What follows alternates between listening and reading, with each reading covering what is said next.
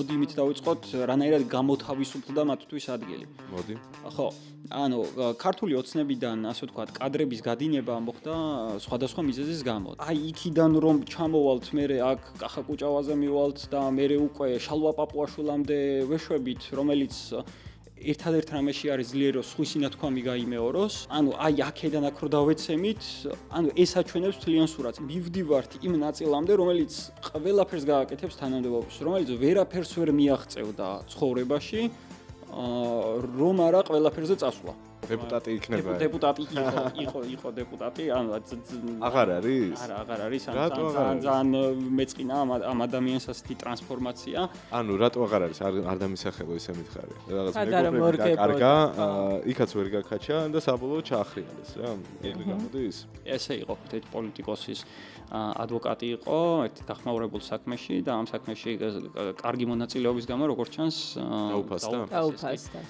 სხვათა შორის იმ საქმის მოსამართლე უზენაეს სასამართლოშია დღეს მოსამართლე. ნუ რაჟდენ კუპრაშვილი ანტიკორუფციული ბიუროს შეფი გახდა და ნუ ასე შემდეგ. აი ასე ხდება სამწუხაროდ. დედასფიცაო არა კითხვა მეც მაქვს. მე ჩემზე დიდხანს ვინც არიან NGO სექტორში, აი ყველას ვეკითხები ხოლმე რომ რა დაუშავეთ ამ ადამიანს ასეთი მეთქი.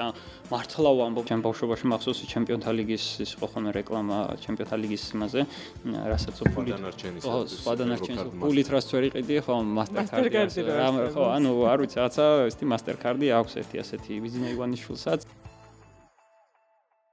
მოგესალმებით, Redline-ზე ვართ ისევ ბექა პატურაშვილი, თათო შარიქაძე და ნიკა სიმონიშვილი ყავს დღეს სტუმრად. მე მგონია რომ ძალიან ბევრ თემაზე ვილაპარაკებთ და ძალიან საინტერესო საუბარი გამოგვივა. სხვათა შორის მე აღმოვაჩინე, რომ ნიკა არის ძალიან კარგი თანამოსაუბრე რა. ანუ როგორ არის, იცი, გადაღებებზე რო ხდებოდი ხოლმე, მაინც ისეთი მომენტი იყო რა, კონკრეტული საკითხი, კონკრეტული კითხვა-პასუხი და რაღაცნაირად ჩარჩოში ჯდება რა, ეგ ურთიერთობა, როგორც რეპორტიორის და რესპონდენტის, მაგრამ აი ამის მიღმა ცოტა ხნის წინ მქონდა რაღაც თემებზე ესე ქუჩაში აქციაზე შევხვდით და ვისაუბრეთ და აღმოვაჩინე, რომ ძალიან საინტერესო ტიპია და მინდა რომ მისი პერსონა დღეს ჩვენ პოდკასტში უფრო საინტერესოდ გამოიჩინოს. მე მგონია რომ ეგრე იქნება რა თავისით, იმიტომ რომ ეგ ჩემი დაკვირვება არ მგონია რომ მცდარი იყოს.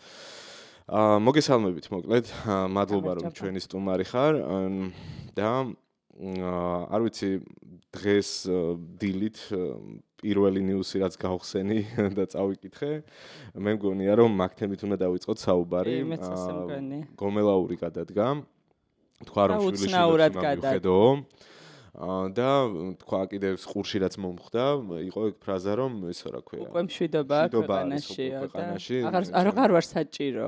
ჩემთვის მან ძალიან მნიშვნელოვანი ფაქტორი იყო ის რომ გომელაური თავად არ გამოსულა სიტყვით, განცხადება გავრცელებული და კობახიძემ როცა ახალი მინისტრი წარადგინა, კობახიძის გვერდით არ იდგა და ეგ თუ არ ახსოვს მაყურებელს გავახსენებ რომ როცა ერთს მეორე ცვლის ხოლმე ორივე წარსული და მომავალი გვერდ-გვერდ რაღაცა მადლობებია ხოლმე და ეს ძალიან ნიშანდობლივი იყო რომ ხო, ხანდახანის მადლობებით ცოტა ისეთი ყალბად გამოიყურება ხოლმე, ხო, მაგრამ ფორმალური ნაწილიც დაირღვა ესე გამოვიდა. ეს ფორმალური ნაწილიც რო არ არის, ხო, რა თქმა უნდა, ეგ ცალკე რაღაცა კითხვის ნიშნებს ბადებს რა. შენთვის რას ნიშნავს ეგ ამბავი? ელოდი გომელაურის ასეთ შვილიშვილებზე მზრუნველობით მიღებულ გადაწყვეტილებას. მოგესალმებით, მინდა მივესალმო მსმენელს, მაყურებელს, მეც რა თქმა უნდა ძალიან მიხარია რომ კვლავ მაქვს თქვენთან ვიტყოდი ძალიან მნიშვნელოვან და საინტერესო თემებზე საუბრის შესაძლებლობა.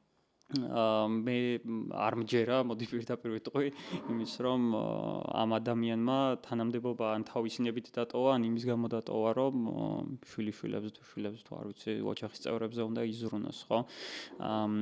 რა თქმა უნდა, ეს ფორმალური ნაწილი და ის რაც არის ეს, როგორ თქვა, ეტიკეტი, დიპლომატიური ეტიკეტი, რასაც მოითხოვს ხოლმე, რომ მაგალითად შენს შემდგომ რა თქმა უნდა დაუტოვო, ხო, ეს პორტფელი გადასცე ესე ფორმალურად რომ თქვათ, ნუ ამას რა თქმა უნდა ეს მოითხოვს ეს დიპლომატიური ეტიკეტი, მაგრამ ესეც არ დაიცვეს და პრინციპში ეს მე მინდა გავიხსენო, როცა ლილუაშვილი გადადგა, ეს ფორმალური ნაწილი დაიცვეს, მაგრამ ნუ სახეებზე ეტყობოდათ ამ ადამიანებს, როგორი ბედნიერი იყო ის ადამიანი წასვლით, ბედნიერი ბჭყალებში რა თქმა უნდა, თავისი ნებით დატოვა თუ არა ესეც სახეზე ეწერა.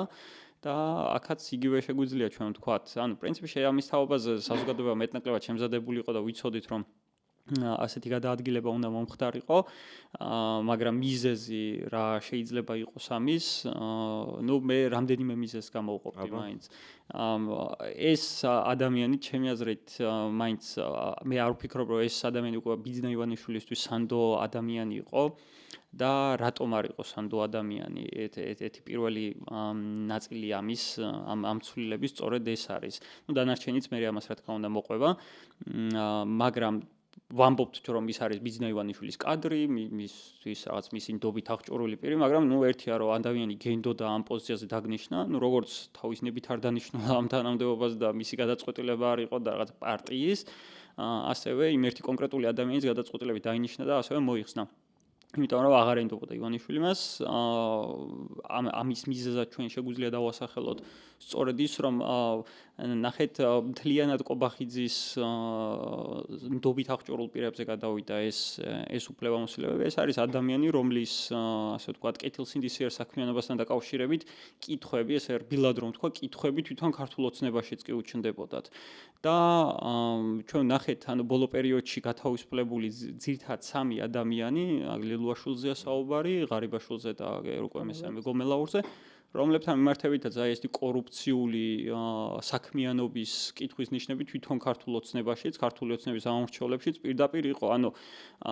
ეხლა მე ამას არც ასე ვთქვათ დავმალავ, აქ რაღაც ვინმეზე არ ვამბობ, მაინც პატიოსანია, მაგრამ ირაკლი კობახიძეზე მაგალითად შეიძლება ბევრი ვაკრიტიკოთ, ბევრი ასე ვთქვათ არასწორი ნაბიჯი გადაუდგამს მას და დიდი კრიტიკაც მას ნამდვილად ეკუთვნის და ამას გავაგრძელებთ რა თქმა უნდა, მაგრამ ეხლა კორუმპირებულს კორუფციაში გახვეულს და ასე შემდეგ მას და მის გუნდზე მაინც ხა იქაც ცოტა ესე შეიძლება გაიყოს ეს, მაგრამ კობახიძეზე ამას ვერ ვიტყვით. ივანიშვილი ამიტომ მას ენდობა, ივანიშვილი არ ფიქრობს ის მას ფულს პარავს, მაგრამ ის დანარჩენ ადამიანებთან დაკავშირებით ეს საუბრები ადამიანმა, არ ვიცი, რაღაც მეუღლეს ტყეაჩუკა იქით შვილი ჩარტერით გააფრინა, იქ საუბარი არის შემდგომ უკვე სხვადასხვა დიდ ბიზნესებზე, დიდი ბიზნესებიდან იყო ამაზე საუბარი, დიდი ბიზნესებიდან გარკვეული წილების აღებაზე, დიდი ფულის, ასე ვთქვათ, ჯიბეს ჩადებაზე. ივანიშვილს ეს ასე ესმის, რომ მას ვიღაცები მოძლიერდნენ, კლანი, ამ ვერსიას ხშირად ავითარებენ ხოლმე რა, რომ რაღაც ერთი დაჯგუფება, მოდი დავანებოთ ამ კლანს თავი. კლანს ისაც ეყოფა, სადაც პირველ რიგში გვახსენდება ხოლმე სასამართლოზე, როცა ვსაუბრობთ. დავარქვათ ეს დაჯგუფება რა, სულ განიხილება ხოლმე ესე, რომ ეს ფლანგი მოძლიერდა, მე ამის ჩასუსტება უნდათ, გაწიეს გვერდზე, მე ახლა ახალი და ამათაც იგივე განცდა რო ქონდეთ, რომ ამათაც როდესაც ჩააჩოჩებენ რა. ეგრე ხედავ შენც ამ ამბავს. პირველ რიგში მე უფრო დავინახავდი, რომ ფინანსურად მოძლიერდნენ. ხო, მოძლიერებაში მაგ ყველაფერს გულისხმობ, პოლიტიკურს მოყვება, მე უკვე სხვა დანარჩენი გავლენა, ფული, ასე შემდეგ.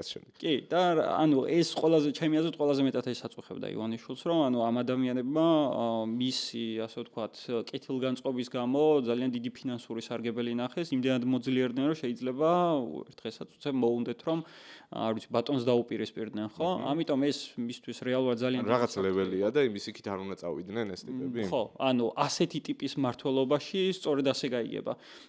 იმის იქით უბრალოდ აღარ უნდა წავიდნენ. ეხლა კობახიძეს როგორც მე ვატყობ, უფრო მეტად ენდობა იმის გამო, რომ ეს ამ კორუფციულ, ასე ვთქვათ, ნაწილთან მას რაღაცა კავშირები, უფრო რაღაც მის კავშირები არც ესე საჯაროდ გამოჩენილა, არც ესე ჩანს და დანარჩენებთან დაკავშირებით, ვიზეც ხა პრინციპში ვსაუბრობდით, ასეთი კითხვის ნიშნები, ქართული ოცნების ენაზე რო ვთქვათ, ასეთი კითხვის ნიშნები. დამჯერობა რამდენად არის კიდევ ფაქტორი შენ?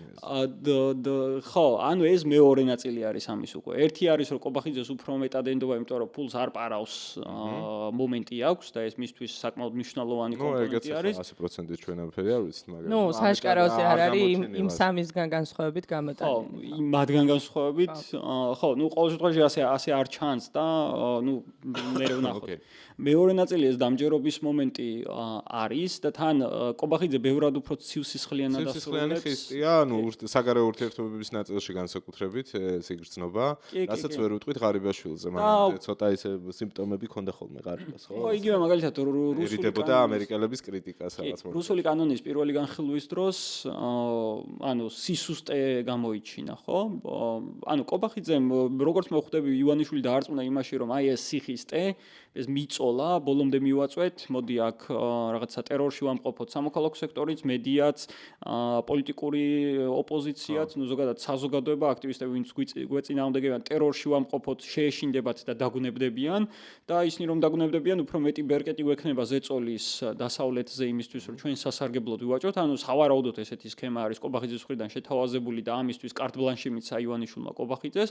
შესაბამისად, ამ კარტ ბლანშის პირობებში მოქმედებისთვის მას მეტი თავისუფლება სჭირდება, მეტი ცენტრალიზება თავისი ძალაუფლების და უფრო მეტად, ანუ პირდაპირ ვისაც დავალებას რა დავალებას მიცემს, ამ დავალების შესრულება. ეხლა მე არ მგონია რომ გომელაურს სიამოვნებდეს მაგნიცკის სიაში ყოფნა სანქციები და ნუ ასე შემდეგ და მე არც ის მგონია რომ ქართულ ოცნებაში ძალიან ბევრს უნდოდეს რომ მსგავს პირობებში თავი აღმოიჩინონ, ხო?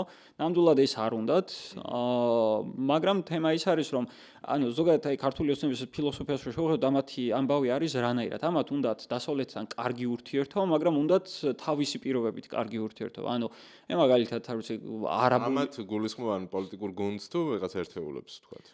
ზოგადად მთლიანად პოლიტიკურ გუნდს, ხო? ანუ პირველ რიგში ივანიშვილს, ანუ ივანიშვილს რა უნდა? ივანიშვილს უნდა რომ იყოს მაგალითად ალიევივით, ან იყოს არაბული ქვეყნებივით, ხო?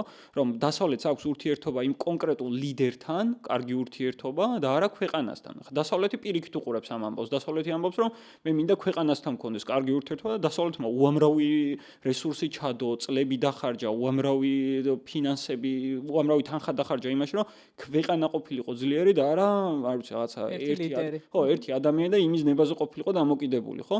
და დასავლეთსაც არ აწყობს ასეთი ორპირი მოთამაშე, რომელიც თავის სიტყვას ძალიან მარტივად გადაუხავს. და ისა პირდაპირ ვთქვათ, ახლა რუსეთსაც დიდად არ სიამოვნებს ასეთი მოთამაშე, მის პარტნიორად. მგონია რომ ხო, იმათ ძალიან მკაფიო ამოცანები აქვთ და რუსეთს კი საერთოდ სხვა ამოცანები აქვს კი. ანუ დასავლეთს რა უნდა? დასავლეთს უნდა რომ ყავდეს ქვეყანა. მგონი ეგ თამაში იქ არ მინიმუმ რუსეთში არ გამოვათ ეს ორი. რუსეთში მით უმეტეს ვერ გამოვუათ. ხო, ანუ ის რომ რუსეთთან ამათ რამე დაალაგებული აქვს, არ ვიცი, ხა ივანიშვილს კი აქვს კარგი ურთიერთობები რუსეთში რაღაც დაბალჩინოსნებთან, მაგრამ პუტინთან დაალაგების ასე ვთქვათ, პუტინთან რომ რაღაც დაალაგო, იქ მოთხოვნები გაცილებით უფრო მაღალი არის, ხო?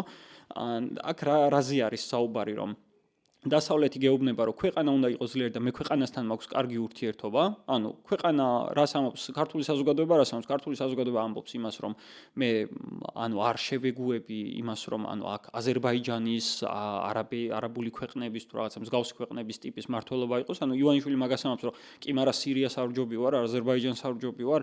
ანუ მეტი დემოკრატია მაქვს აქ, მაგრამ ამაზეა საუბარი, რომ ჩვენთან დემოკრატიის გაძლიერებაში უამრავი რესურსი ჩაიდო და ფაქტობრივად აღმოჩნდა, რომ წყალში გადაყრილი არის ეს ფული ივანიშვილის ჩვენ სხვა ლიგაში ვთამაშობდით და ახლა გვთავაზობენ, რომ სხვა ლიგაში ვიყოთ ლიდერები და ნუ ეგ მინიმუმ და რუსეთთან, ხო. მოდი ვიდრე ცოტა დიცურათზე ვიდრე წავალთ, მოდი შიგნით დავრჩეთ რა სიტყვით, აი ოხანაშვილის ამბავზე რას ფიქრობ?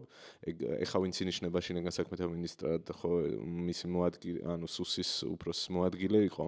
ანუ მისი კადრია, როგორიც შენ, მე არ ვიცი ამ კაცზე ბევრი არაფერი. ყოფილი ნაციაო. ხო, ერთი ვიცი რომ მანდატური სამსახურის უფროსი ყოფილა ადრე რაღაცა. ხო, ნუ ესე ტიპიურად რომ ავხსნათ, ეს არის რაღაცა უშროების კადრი. ანუ ესე უხეშად რო ვთქვათ, ხო, ძველი ტერმინოლოგია უშროების კადრი, რომელიც რაღაცა იმ თავრობაშიც იყო, აგერ უკვე ამ თავრობაშიც არის. ეს არის კადრი, რომელიც, ანუ რაღაც ტიპიური ODR-ის უშროების კადრი, რომელსაც ჩააბარებენ რაღაცას და კონკრეტული დირექტივის ფარგლებში უბრალოდ უსიტყვოდ შეასრულებს ამ დავალებას. და რა სიგნალია შენთვის მაგ მხრივ რა, ანუ უფრო რას უნდა ველოდოთ ამ კაცის დანიშვნით. ამ ადამიანის დანიშვნით უნდა ველოდოთ იმას, რომ ანუ უფრო მეტად ცენტრალიზებული ხდება მმართველობა. შიდა დემოკრატიული პროცესები თუ ასეთი როდესმე არსებობდა ქართულ ოცნებაში განსხვავებული მოსაზრებები, ხა მე ასე მჯერა რომ განსხვავებული მოსაზრებები იყო ხოლმე, მე თვითონაც ყოფილა რაღაცა ისეთი პროცესების ნაწილი, სადაც რაღაცა შიდა დისკუსიები ქართულ ოცნებაში ყოფილა, აზრთა სხვადასხვაობა ასე შემდეგ, ასეთი აზრთა სხვადასხვაობები აღარ იქნება, ანუ ერთი ადამიანი რასაც იტყვის ის უპირობოდ შესრულდება და იქ რაღაცა შიდა დისკუსიები, რამე ფორმით თუ იყო მცირედით მაინც დემოკრატია ეს არანაირად არ იქნება. სისტემა უფრო მოიჭიმება, მაგალითად. კი, სისტემა უფრო მეტად ცენტრალიზებული გახდება. ეს არ ვიცი ხა გელაგელაძე ოხანაშვილის არ ვიცი რაღაც ძალიან ისეთი ახლო მეგობარია თუ ძალიან ენდობა თუ ასე შემდეგ, ხა ამის თქმა მე გამიჭირდება, მაგრამ ეს არის ტიპიური უშიშროების კადრი, ხო? ანუ ის არც ნაცი არის, არც კოცი არის და ანუ მას კონკრეტულ რაღაც სახელს ვერ დავარქვი. უშიშროების კადრი აქვს, ხოლმე ODR-ი ტიპი არის, ODR-ის ტიპი არის და შესაბამისად ის არის უბრალოდ ანუ იქ უნდა მაყურებელი უნდა იყოს სიტუაციის, რომ სათანადოდ შესრულდეს ეს დავალებები, ხო? ანუ აი ODR-ს რა ფუნქციაც გააჩნია, რომ ანუ სწორად მივიდეს იქ დავალებები და რამე ისეთი არ მოხდეს. აი ესეთი ტიპაჟი არის ეს ადამიანი, იმიტომ რომ ხა ნაციონალურ მოძრაობის ხელისუფლებაში ნამუშევარი და აგერ ისევ აგრძელებ, ამას მხოლოდ ერთადერთი ახსნა აქვს, რომ უბრალოდ ანუ ეს უშიშროების ვინც არის უფროსი, იმას ზედმიწევნით. სხვადასხვა ცოტა ხნის წინ ნახეთ, აი როცა წულუკიანი გადავიდა კულტურის სამინისტროში, იუსტიციის სამინისტრო როგორ გადალაგდა მერე კულტურაში და დაიწყო კიდევაც სფეროს, ხო? მუზეუმების წმენდის ამბავი არის კლასიკური მაგალითი, როგორ შეიძლება რაღაცა ეს უაზრო კანონებით თუ რაღაცა არგუმენტებით დაერიო ხალხს და გამოცდილ კადრებს უთხრა, რომ არა ხარ შენ გამოცდილი და რაღაცა კირითხუროებზე დაიწყო ლაპარაკი, ხო? რომ ვითომ ყველაფერი გაგეგება. ეს სუსის გაძლიერებაც შსს-ში რაღაცა ამის პირობაა, რომ შეიძლება რაღაცა შემდეგ ისეთ ნაბიჯებს ველოდოთ, რომელიც არა მარტო ჩვენზე, არამედ თავად პარტიაში შიგნითაც უფრო გამოჩნდება. ანუ მე ამას ასე ვერ დავინახავდი, რომ სუსი ძლიერდება მაგალითად ჩინაგან საქმეთა სამინისტროში, იმიტომ რომ ფაქტობრივად ყველა სახელმწიფო სტრუქტურა უკვე ისედაც სუსის ქვეშ არის მოქცეული, ანუ ცენტრალური ვიტყვით რომ აქამდე სუსტად იქცეოდნენ თუ რაღაც. ანუ მაგალითად აი ადრე საუბრობდით ხოლმე იმაზე, რომ მაგალითად პროკურატურა უფრო ძლიერი არის ვიდრე ჩინაგან საქმეთა სამინისტრო. ახლა რაღაცა ხედავთ იმ ტენდენციას, რომ ჩინაგან საქმეთა სამინისტრო მოძლიერდა და პროკურატურაზე აქეთ აქვს უფრო მეტი გავლენები, ხო? ანუ დღის წესრიგში მისი ქმედება უფრო ჩანს ახლა.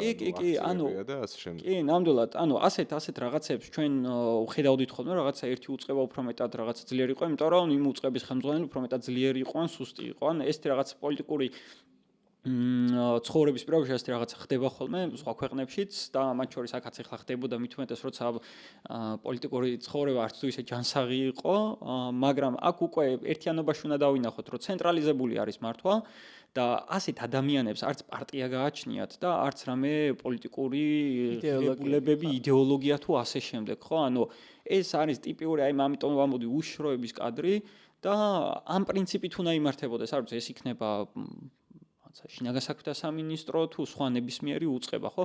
არ ვიცი ხა მაგალითად სხვა უწყებაში, ანუ ეხლა გენერალური პროკურორი არის მაგალითად, პროკურორი ეს არის რაღაცა მაინც და მაინც ისეთი უშიშროების კადრი, ან თუნდაც სასამართლოში მოსამართლეები კიდე ცალკე კლანი არის, პროკურატურაც კიდე ცალკე კლანი, ცესკოში კიდე ცალკე ამბავი არის, მაგრამ თემა ის არის, რომ ესენი კარგად ასრულებენ იმას, ანუ იმ ჩარჩოებში, იმ ნარატივში, რომელშიც სუსი მოქმედებს, ხო და ეს ცენტრალიზებული მართვის პრინციპი რაც არის, ისინი კარგად ჯდებიან აქ, ამიტომ ამის საჭიროება არ არის. მაგრამ გომელაურთან მიმართებით ეს პრობლემები იყო. არ ვიცი, ხო, ეგ არის საინტერესო, მან რა მოხდა, იმიტომ რომ ერთის მხრივ ძალიან სანდო ტიპად მიიჩნეოდა რა გომელაური, ანუ მე ის ვერსიაც მაგრამ ძალიან მძიმე სანქციები ქონდა უკვე მას და მის გუნდს და ანუ პირადი ფაქტორი ცოტა არასანქცირებული ტიპების წინ წამოსვლა ხო არა. ფაქტორი რამდენად შეიძლება იყოს თქვათ, რომ აი თვითონ ანუ აღარ შეეძლო რაღაც ეს. ანუ თვითონ წავიდა მართლაშვილი შვილებთან. ხო, ვუშვებთ ამას, რომ თქვათ თვითონ გაეცა. მე მგონია რომ პარტიაში არავინ არ იღებს თვითონ გადაწყვეტილებას. ანუ არ მჯერა მაგის. ანუ არც 1%. არა, მე არ მჯერა. მე შემიძლია ვთქვა, რომ რამდენიმე ადამიანს არ დავასახელებ მაინც და მაინც სახელებს და გვარებს, რამდენიმე ადამიანს, რომლებიც უკვე სანქცირებულების სიაში არიან, აღმოჩენილები ძალიანაც უნდათ წასვლა, მაგრამ ისინიც ვერ მიდიან, იმიტომ რომ თლად მათი ნება არ არის. ანუ მთელი რა გაძლევს მაგის საფუძველს. ნახეთ როგორი რაღაც არის. ანუ ეს სანქციები მაგალითად რომ მიდიხარ საზღვარზე და უცებ უკან გამოგაბრუნებენ, ხო, დანარჩენი ვინც მოგусვენენ თვითონ მიხვდებიან, ვინც გამოაბრუნეს უკან, ხო? საზღვარზე მიდიხარ და უკან გამოგაბრუნებენ, უცებ რაღაც ანგარიშებს ვერ ხსნი. ეგ შენ საუბრებში კაი გავიგე რომ არ დასახელებ, მაგრამ ანუ რაზე დაყრდნობით ამბობ. ნახეთ, არავისთვის არ არის სასიამოვნო ეს სანქციები. არავისთვის არ არის ოცნებაში სასიამოვნო რომ იყვნენ იზოლაციაში. ანუ ამიტომ ვამბობდი რომ ოცნებაში რა უნდათ რომ კარგი ურთიერთობა ჰქონდეთ დასავლეთთან, ოღონდ თავისი პირობებით. ანუ ასე ესმით. ამიტომ მე შენ ბოლომდე კუთხეში მიგაყენებ და ნახოთ სადამდე გამივა, ხო? ანუ ამათ ახლა უკვე ეს უკან დასახევი გზები რაღაც მომენტში მოიჭრეს და მაგიტომ ვამბობ რომ რეალურად ვიღაცებს თუ უნდათ წასვლა და ვერ მიდიან, ეს არის ერთ-ერთი იმის დამსახურება, ბრჭყალებში დამსახურება, რომ ამის უფლებას არ აძლევენ. გომელაურს ამის უფლება მისცეს, იმიტომ რომ ანუ თლად მასზე არ არის ეს ყველაფერი დამოკიდებული, ანუ სადაც საჭირო იყო, იქ უნდა გაჩერებულიყო. რატომ სხვები არ მიდიან და სხვებს არ აძლევენ მაშინ ამის უფლებას, ხო? ამიტომ ამ ლოგიკას მან ხედავ რომ მას უთხრეს რომ წადი. ხო? ანუ ამ მდგომარეობაში აღმოჩნდა გომელაური. რა თქმა უნდა, მას შეიძლება უნდოდა კიდევაც წასვლა, ეხლა ამას ვერ გამოურიცხავ, ეხლა მაგნიტსკის სიაში ყოფნა, რა ვიცი, არავის არ ესიამონება, ეხლა ეგ აღარ შეცვლის ეხლა, ხო, მაგმაცემ. ხო. კი, ანუ მე არ მგონია, რომ ეხლა ამ ადამიანს სიამოვნებდეს, რომ მაგნიტსკის სიაში, რა ვიცი, ტერორისტების გვერდით რომ არის აღმოჩენილი და რა ვიცი, 1000 უბედური ადამიანის გვერდით არის აღმოჩენილი, არ მგონია, რომ ეხლა მას ეს სიამოვნებდეს, ეხლა არ მინდა ანგელოზად გამოვიყვანო ეს ადამიანი, მაგრამ მისი მდგომარეობა, ანუ ასე მივიდა, ასე აღმოჩნდა, იმ მდგომარეობაში აღმოჩნდა, რომ მისი, ასე ვთქვათ, მონური მორჩილების გამო აღმოჩნდა კი მაგნიტსკის სიაში და კიდევ ძალიან ბევრი ცუდი შედეგი იწვნია. ხო. აი, ეხლა მინდა კიდევ ერთი საკითხი აქვე შემოვიყვანო. აი, ვისაუბრეთ იმაზე, ვინც ეგ გამოცდილება მიიღო და ეხლა უკვე, რა ვიცი, გაუშვეს, წავიდნენ თუ როგორც არის. მოდი ვილაპარაკოთ იმ ხალხზე, ვინც შედის ახლა სისტემაში რა, აი ახალ სახეებზე ვილაპარაკოთ. ვინც ხედავენ ამ სხვების მაგალითზე ხედავენ ამ გამოცდილებას, მაგრამ მაინც მიდიან რა, ხედავთ ხო, აი იგივე დეპუტატებს რომ გადავხედოთ, ახლა იქ არიან ვიღაცები, ხო? ახალი სახეები რა, დაახლოებით ჩვენი ასაკის ახალგაზრდა ნორჩი ქართული ოცნების ისინი რა ქვია ლიდერობა რომ უნდათ და მამუკა მდინარაძეობა რომ უნდათ მეწამული სფერი დეპუტატები ხო და აი მაგაცე რა სიტყვი რა არის მაგათთვის აბა მაშინ ამ სიტუაციაში მოტივება ხედავ ერთის მხრივ რომ ისეთ ხალხს ვინც აი რა ვიცი 10 წელზე მეტი გულწრფელად თუ რა ვიცი მე პირდაპირ ემსახურა რეჟიმს უცებ ისე მოიქნიეს რომ აგერ ნახვამდისაც არ ხალხი შენი აზრი ხო ეს ხალხი საერთოდ როგორ მოხვდა მან მოდი იმით დავიწყოთ რანაირად გამოთავისუფლდა მათთვის ადგილი მოდი ხო ანუ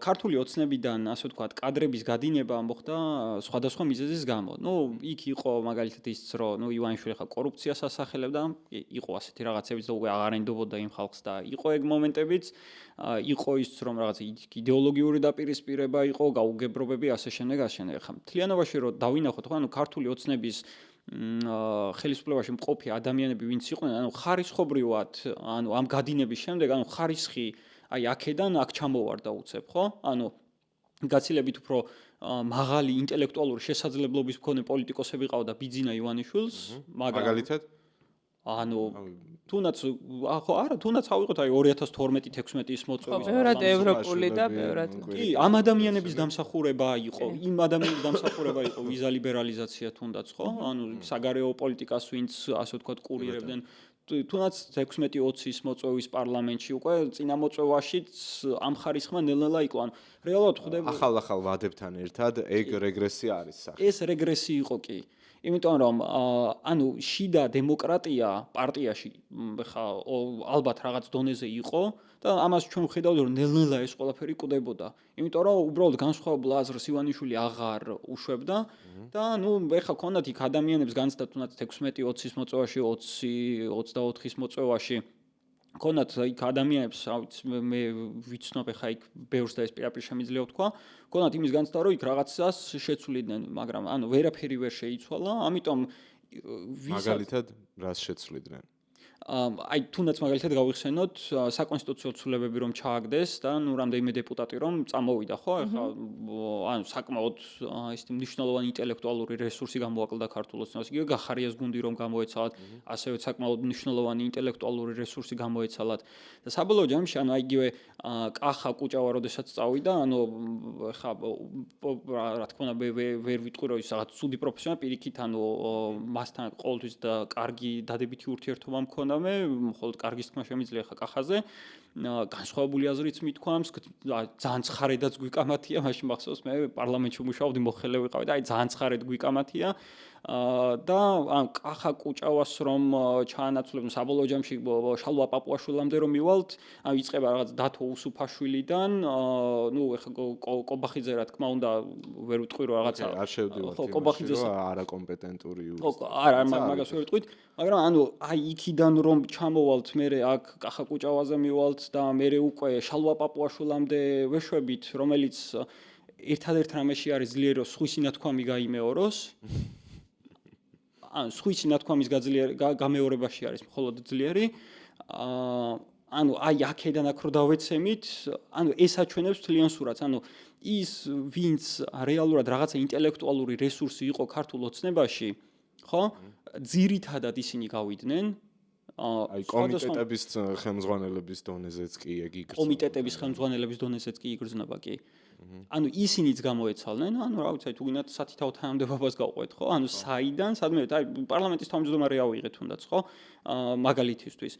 ამიტომ ანუ აი კომიტეტების დონეზეც გავყვებით თუ პარლამენტის თავმჯდომარის დონეზეც გავყვებით, ხო? ანუ ამას ვიღებთ. საბოლოო ჯამში, როდესაც შენ ინტელექტუალური რესურსი გეცლება, ანუ იმის შევსება გჭირდება, ანუ ვიღაც უნდა შეავსო. ანუ ნორმალური იქ დღეს არავინ არ მივა, იმიტომ რომ ვინ არის ეგ ვიღაც, ვინ აი ხარო წამოყვეს თავი, ეგ ხალხი მაგ ხალხზე მომიყევი რა. აი ქართულ ოცნებაში, ახლა ისე პირობითად ვამბობ რა, ჩვენ შემოგთავაზ რომ მოდი რაღაც კომიტეტის თავმჯდომარე გახდიან, რაღაცა მინისტრის პორტფელი აიღიან ასე შემდეგ.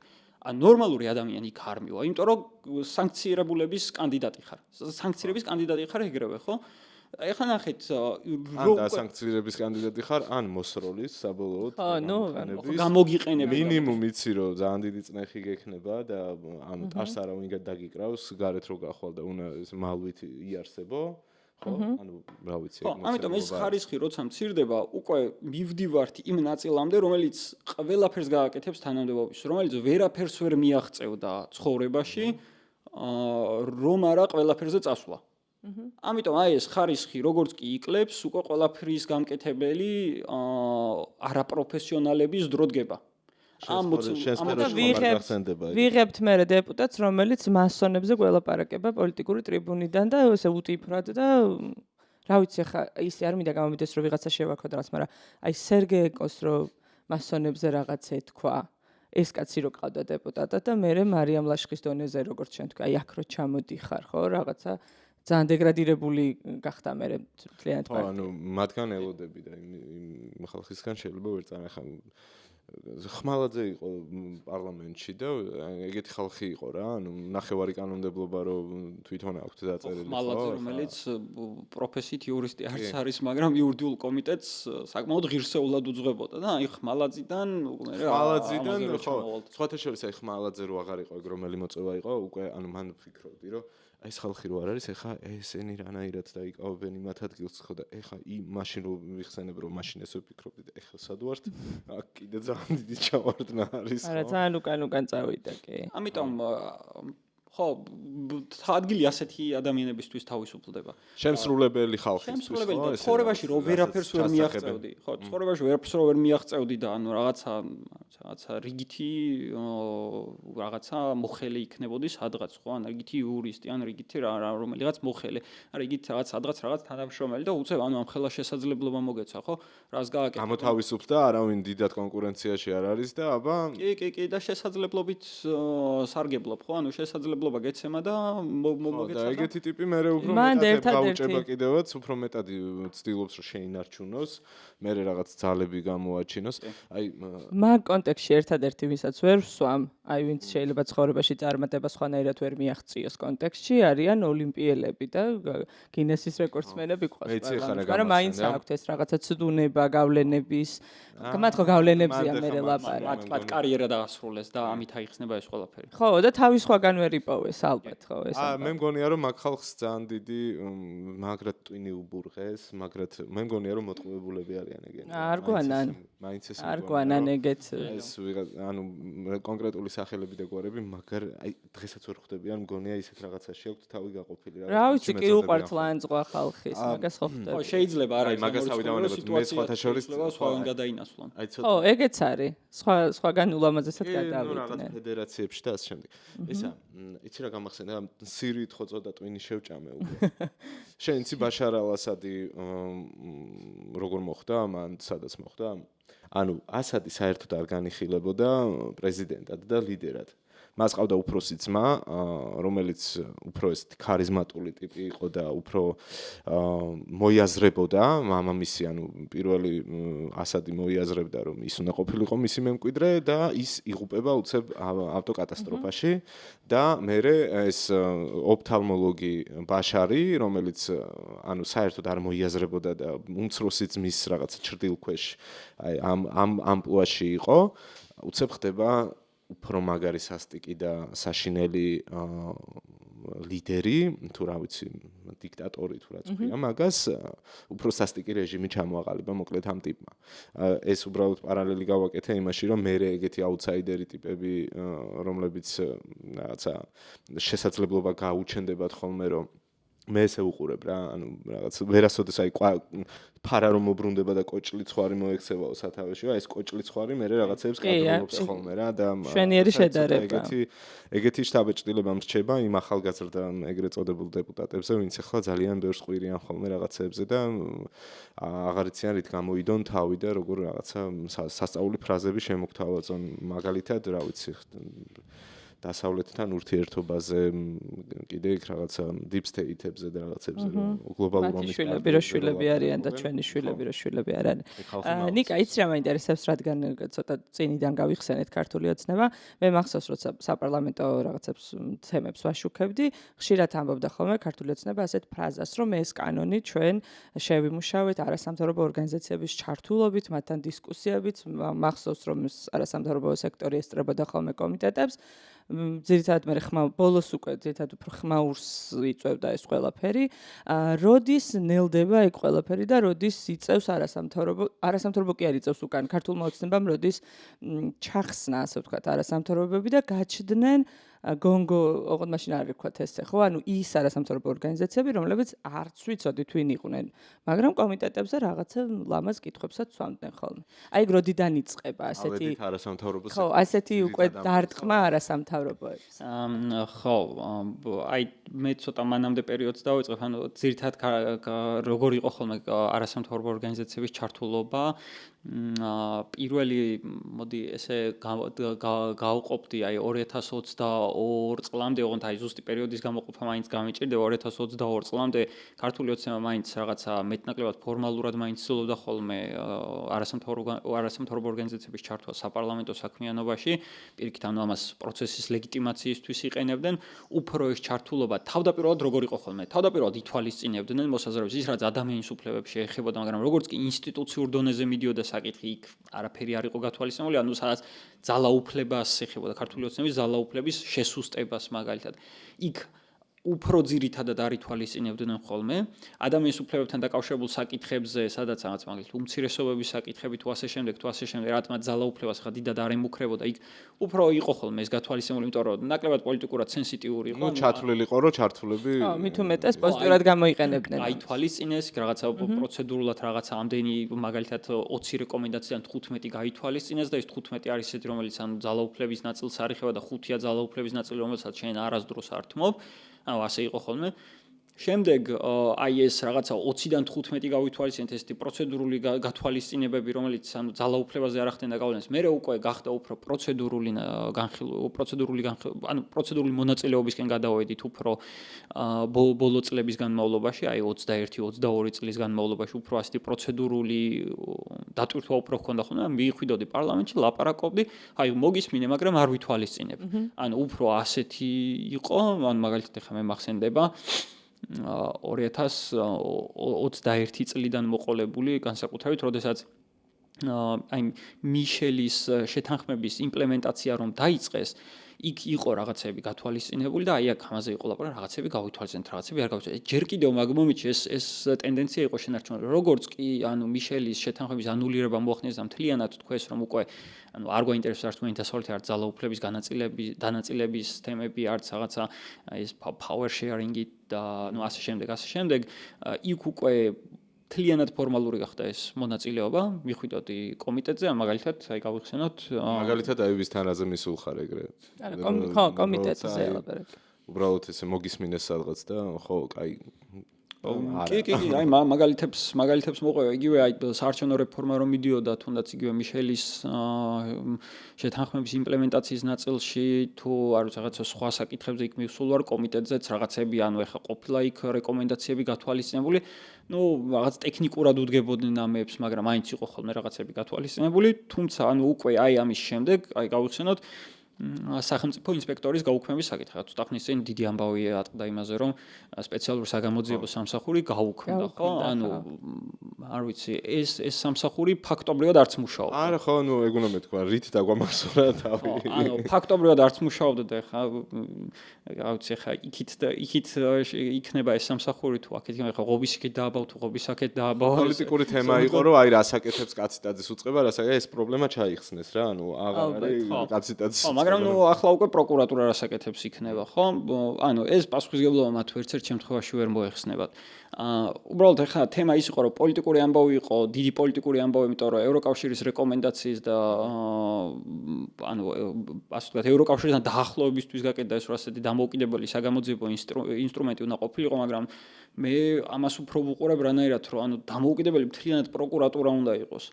ანუ და პროკურატურაზე არაფერს არ ამბობდა, იქ იმის გაძლიერებაზე ლაპარაკობ, ხოლოდ ანუ ეგ ცოტა აზრს მოკლებული მგონია მე ორივე უნდა იყოს ეს დამოუკიდებელი და რატომაც იმაზე აქცენტის გაკეთება ეს სწორი არ არის, მაგრამ აი რა მიუბრუნდები შენ თემას.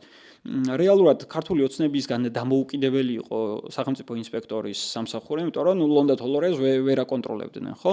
ანუ ქართული ოცნების რაღაც პოლიტიკურ ჩარჩოებში ეს ადამიანი ვერ ჯდებოდა და შესაბამისად ვერც სამსახური. ამიტომ ადგენ რა გააკეთეს ფაქტობრივად ლონდა თოლორეა და მისი მოადგილეები გაათავისუფლეს, ანუ ის რომ დაყვეს, გაათავისუფლეს, ვინც მეტად აწყობდათ ის ადამიანები დანიშნეს იმ თანამდებობაზე. და ზერთად ახლა საგამოძიებო მიმართულება აინტერესებდათ მათ მაინც. ანუ ეს გაკეთეს. მივდივართ კომიტეტის სხდომაზე და ანუ ეხლა აი პირდაპირ ვიტყვი რა ეხლა ადამიანები რომლებიც მაგალითად ერთ-ერთი მიდი არ მოერით ჩემი ლექტორი იყო გაგაკახიანზე მოხს მაგალითად საუბარი უცებ აღმოჩნდა რომ საკონსტიტუციო კონსტიტუციური სამართლის პროფესორი არის თესეუსი უცებ აღმოჩნდა რომ თურმე საკონსტიტუციო სასამართლოს გადაწყვეტილება რომელიც ყველას პირზე გვეკერა თურმე არ ახსოვს ესეთი გადაწყვეტილება სხვა შორის გაგაკახიანზე მე ცოტა სხვანაირი შთაბეჭდილებები მქონდა რა ძალიან გამიკვირდა მისი ეს პოზიცია. ცოტა სულ მქონდა ხოლმე ეგ მომენტი, რომ ეს კაცი ალბათ ძალიან უხერხულად ხრწნობს თავს რა, მაგრამ მე უკვე რაღაც მომენტში ვერ ვიტყოდი. ეგ განცდა დამეკარგა. ანუ ვიცნობდი როგორც რაღაცა ის პატიოსან მოხელეს, პატიოსან არ ვიცი. ნუ ეგეთ შეთაბეჭდილება მქონდა. ხო, მაგრამ ნუ ფაქტები სხვა რამეზე მეტყვი. ქართულ ოცნებაში ხო, სამწუხაროდ ანუ აი ადამიანურად რო ვთქვა, იყვნენ ადამიანები და ანუ არ ვიცი, არიან ვისაც მე ძალიან დიდ პატივს ვცემდი, ადამიანებს ძალიან კარგი ურთიერთობაც ჰქონდა, ერთად გვიმუშავე რაღაც საკითხებზე, კარგი შედეგებიც დაგვიტია და უცებ ანუ რაღაცა უცებ აღმოჩნდა რომ საშინელი ღირებულებითი პრობლემები აღმოაჩნდათ ამ ადამიანებს, ხო? ანუ მაგალითად მე იმ განხილვაზე ეს დავინახე, რომ უკვე უბრალოდ მოგვიყვანეს დაგვსხეს, გვალაპარაკეს, ანუ არავინ ეს არაფერი არ შეაწყვეტინეს, ილაპარაკე, აი ხო იყო ჩართულობით და მაგრამ ჩვენ მაინც ასეთი გადაწყვეტილება მივიღეთ, ანუ არც რაღაც საერთაშორისოზე წოლა, არც რაღაცა შიდაზე წოლა, არაფერი არ აინტერესებდათ, არ ვიცი, ახალი ნამშრომიარები იყო მაშინ მახსოვს ლონდა თოლორაია, ისიც მოვიდა კომიტეტის სხდომაზე და მანც თავისი სიტყვა თქვა. არ ვიცი, ანრი ოხანაშვილი მისი კურსელი და მეგობარი იყო და არ ვიცი, ნიუსიდან გაიგო ლონდა თოლორაიამ ეს ამბავი და მე რეურეკავს ანრი ოხანაშვილი, რომ იციო, ბოდიშიო რა, ეს რაღაცა მოგვიწიაო, ხო? და თვალებში ვერ უყურებდა ადამიანს. ანუ ამაზე იყო პრობლემა, რომ უკვე იმდენად შორს წავიდნენ, ანუ იმდენად შეეცვალა უცებ დღის წესრიგი, რომ ადამიანის თვალებში ვეღარ უყურებდნენ. აი აქედან დაიწყო ეს ყველაფერი. მე უკვე 2022 წელს მე ძალიან კარგად მახსოვს ევროკავშირის ის ჯერ 12 რეკომენდაცია იყო, მე 9 რეკომენდაციად გარდაიქმნა, ამ რეკომენდაციების შესასრულებლად სამუშაო ჯგუფები რომ შექმნეს, ხო? ეხლა მე თვითონ ვიყავი მართლმსაჯულების ეს რეფორმის სამუშაო ჯგუფი რო იყო და საარჩევნოზე. და ორივეგან რა ვიცი სკანდალები ხდებოდა. რა ნუ კომიტეტზეც ფაქტობრივად ანუ ფორმალურად მიდიოდი ელაპარაკებოდი არ გისმენდნენ, იგივე საერთო სასამართლოების კანონში 2021-ის ბოლოს იმ პერიოდშივე შეიტანეს სრულებები და არ ვიცი ხა მაგალითად მე არ ყოფილვარ იმ განხილვაზე, მაგრამ ჩემი კოლეგები იყვნენ და არ ვიცი რაღაც მაგალითად გუროინაძეს შეურაცხყოფა საყენებდა ანრი ოხანაშვილი, აი ესეთი გააგრესიულებული იყო და რაღაც გაკვირვებული ვიყავი ამით ძალიან. მარცხაჯულების სამუშაო ჯგუფზე მაგალითად რომ მივდიოდით, ანუ აი რადონის დისკუსია მიდიოდა, იცით? ან მაგალითად ერთ-ერთ საკითხთან დაკავშირებით ანუ ბოლოს რაც ულებებით შეიტანეს 2021 წლის ბოლოს რომ გაამარტივეს მოსამართლეების დისციპლინური პასუხისგებლობის საკითხი, რომ მარტივად დაესაჯა კლანს არასასურველი მოსამართლეების უხეშად რო თქვა. ამაზე ვენეციის კომისიამ საკმაოდ კრიტიკული დასკვნა დაწერა და იქ პირდაპირ ეწერა, რომ ანუ ასეთი ცვლილებები მოითხოვს სათანადო გამართლებას, ანუ უნდა იყოს დასაბუთებული და გამართლებული. ამათ რა გააკეთეს, არ გაინტერესებთ. ანუ ვენეციის კომისიას ეწერა should be justified, ანუ უნდა იყოს გამართლებული, ანუ ინგლისურში ასე იყო. თარგმანში უგატყუებდნენ. ანუ ამოაკლეს should be, ანუ უნდა იყოს და გამართლებულია justified, ანუ პირდაპირ ეს დაგვიწყდა. კაი რა. თარგმანში უგატყუებდნენ, ანუ არ ვიცი, ანუ უნდა იყოს დასაბუთებულის და გამართლებულის ნაცვლად დასაბუთებულია. დასაბუთებული, ანუ უნდა იყოს დასაბუთებული, უნდა იყოს ამოიღეს და დასაბუთებულია. ანუ მართლა ამას აკეთებდნენ, ანუ სამწუხაროდ ეს შეხვედრები იყო დახურული, არ იყო ესეთი საჯარო, უბრალოდ ერთ-ერთი ჩვენი სიტყვებით გამოდიოდა ეს ყველაფერი, ხო? აი ასეთ დონეზე დადიოდა. მე ამაზე რო უთხარით რომ ეს should be და ინგლისური ჩვენც ვიცით. ხო, ნუ ამაზე მე ძალიან ისე გაგვიკვირდა რომ ეს ვენეციის კომისიას ნახდათ არ ეწერა, რაღაც მოუქექეთ, მოუძებნეთ, უთხარით, ნუ ასე შემდეგ. და ხო, მაგრამ აი მაინც ეს არის, რა ქვია, მაშინ პირდაპირ დაგვიწერონ, რომ ეს უნდა ამოვიღოთ. მე უკვე ეს არგუმენტი იყო. მე შევცვალე და არასწორად ვთარგმნე და ეხა ამის ამოღებაზე კიდე დასკვნა უნდა. გეუბნები რა საფრანგეთის პრეზიდენტი სწორი იყო თვითონ რომ თარგმნეს საკუთარი სიტყვები მაქამდე რომ მივედი. და მაგიტომ, ანუ თარგმანში გვატყუდნენ, ეხა უკაცრავად და სულელი არავინ არ იყო იქ, ხო? ნუ მე იქ რაღაც მე-9 ხარისხოვან საკითხებზე გადაქონდათ ყურადღება. ეს სიგნალია რომ მე არ მაინტერესებს შენ ამდენიც არ უნდა იხტუნაო, მე იმას გავაკეთებ. აი მაგ სამუშაო ჯგუფებში, მაგ სამუშაო ჯგუფებში სხვათა შორის რაოდენობა შეზღუდეს NGO-ების.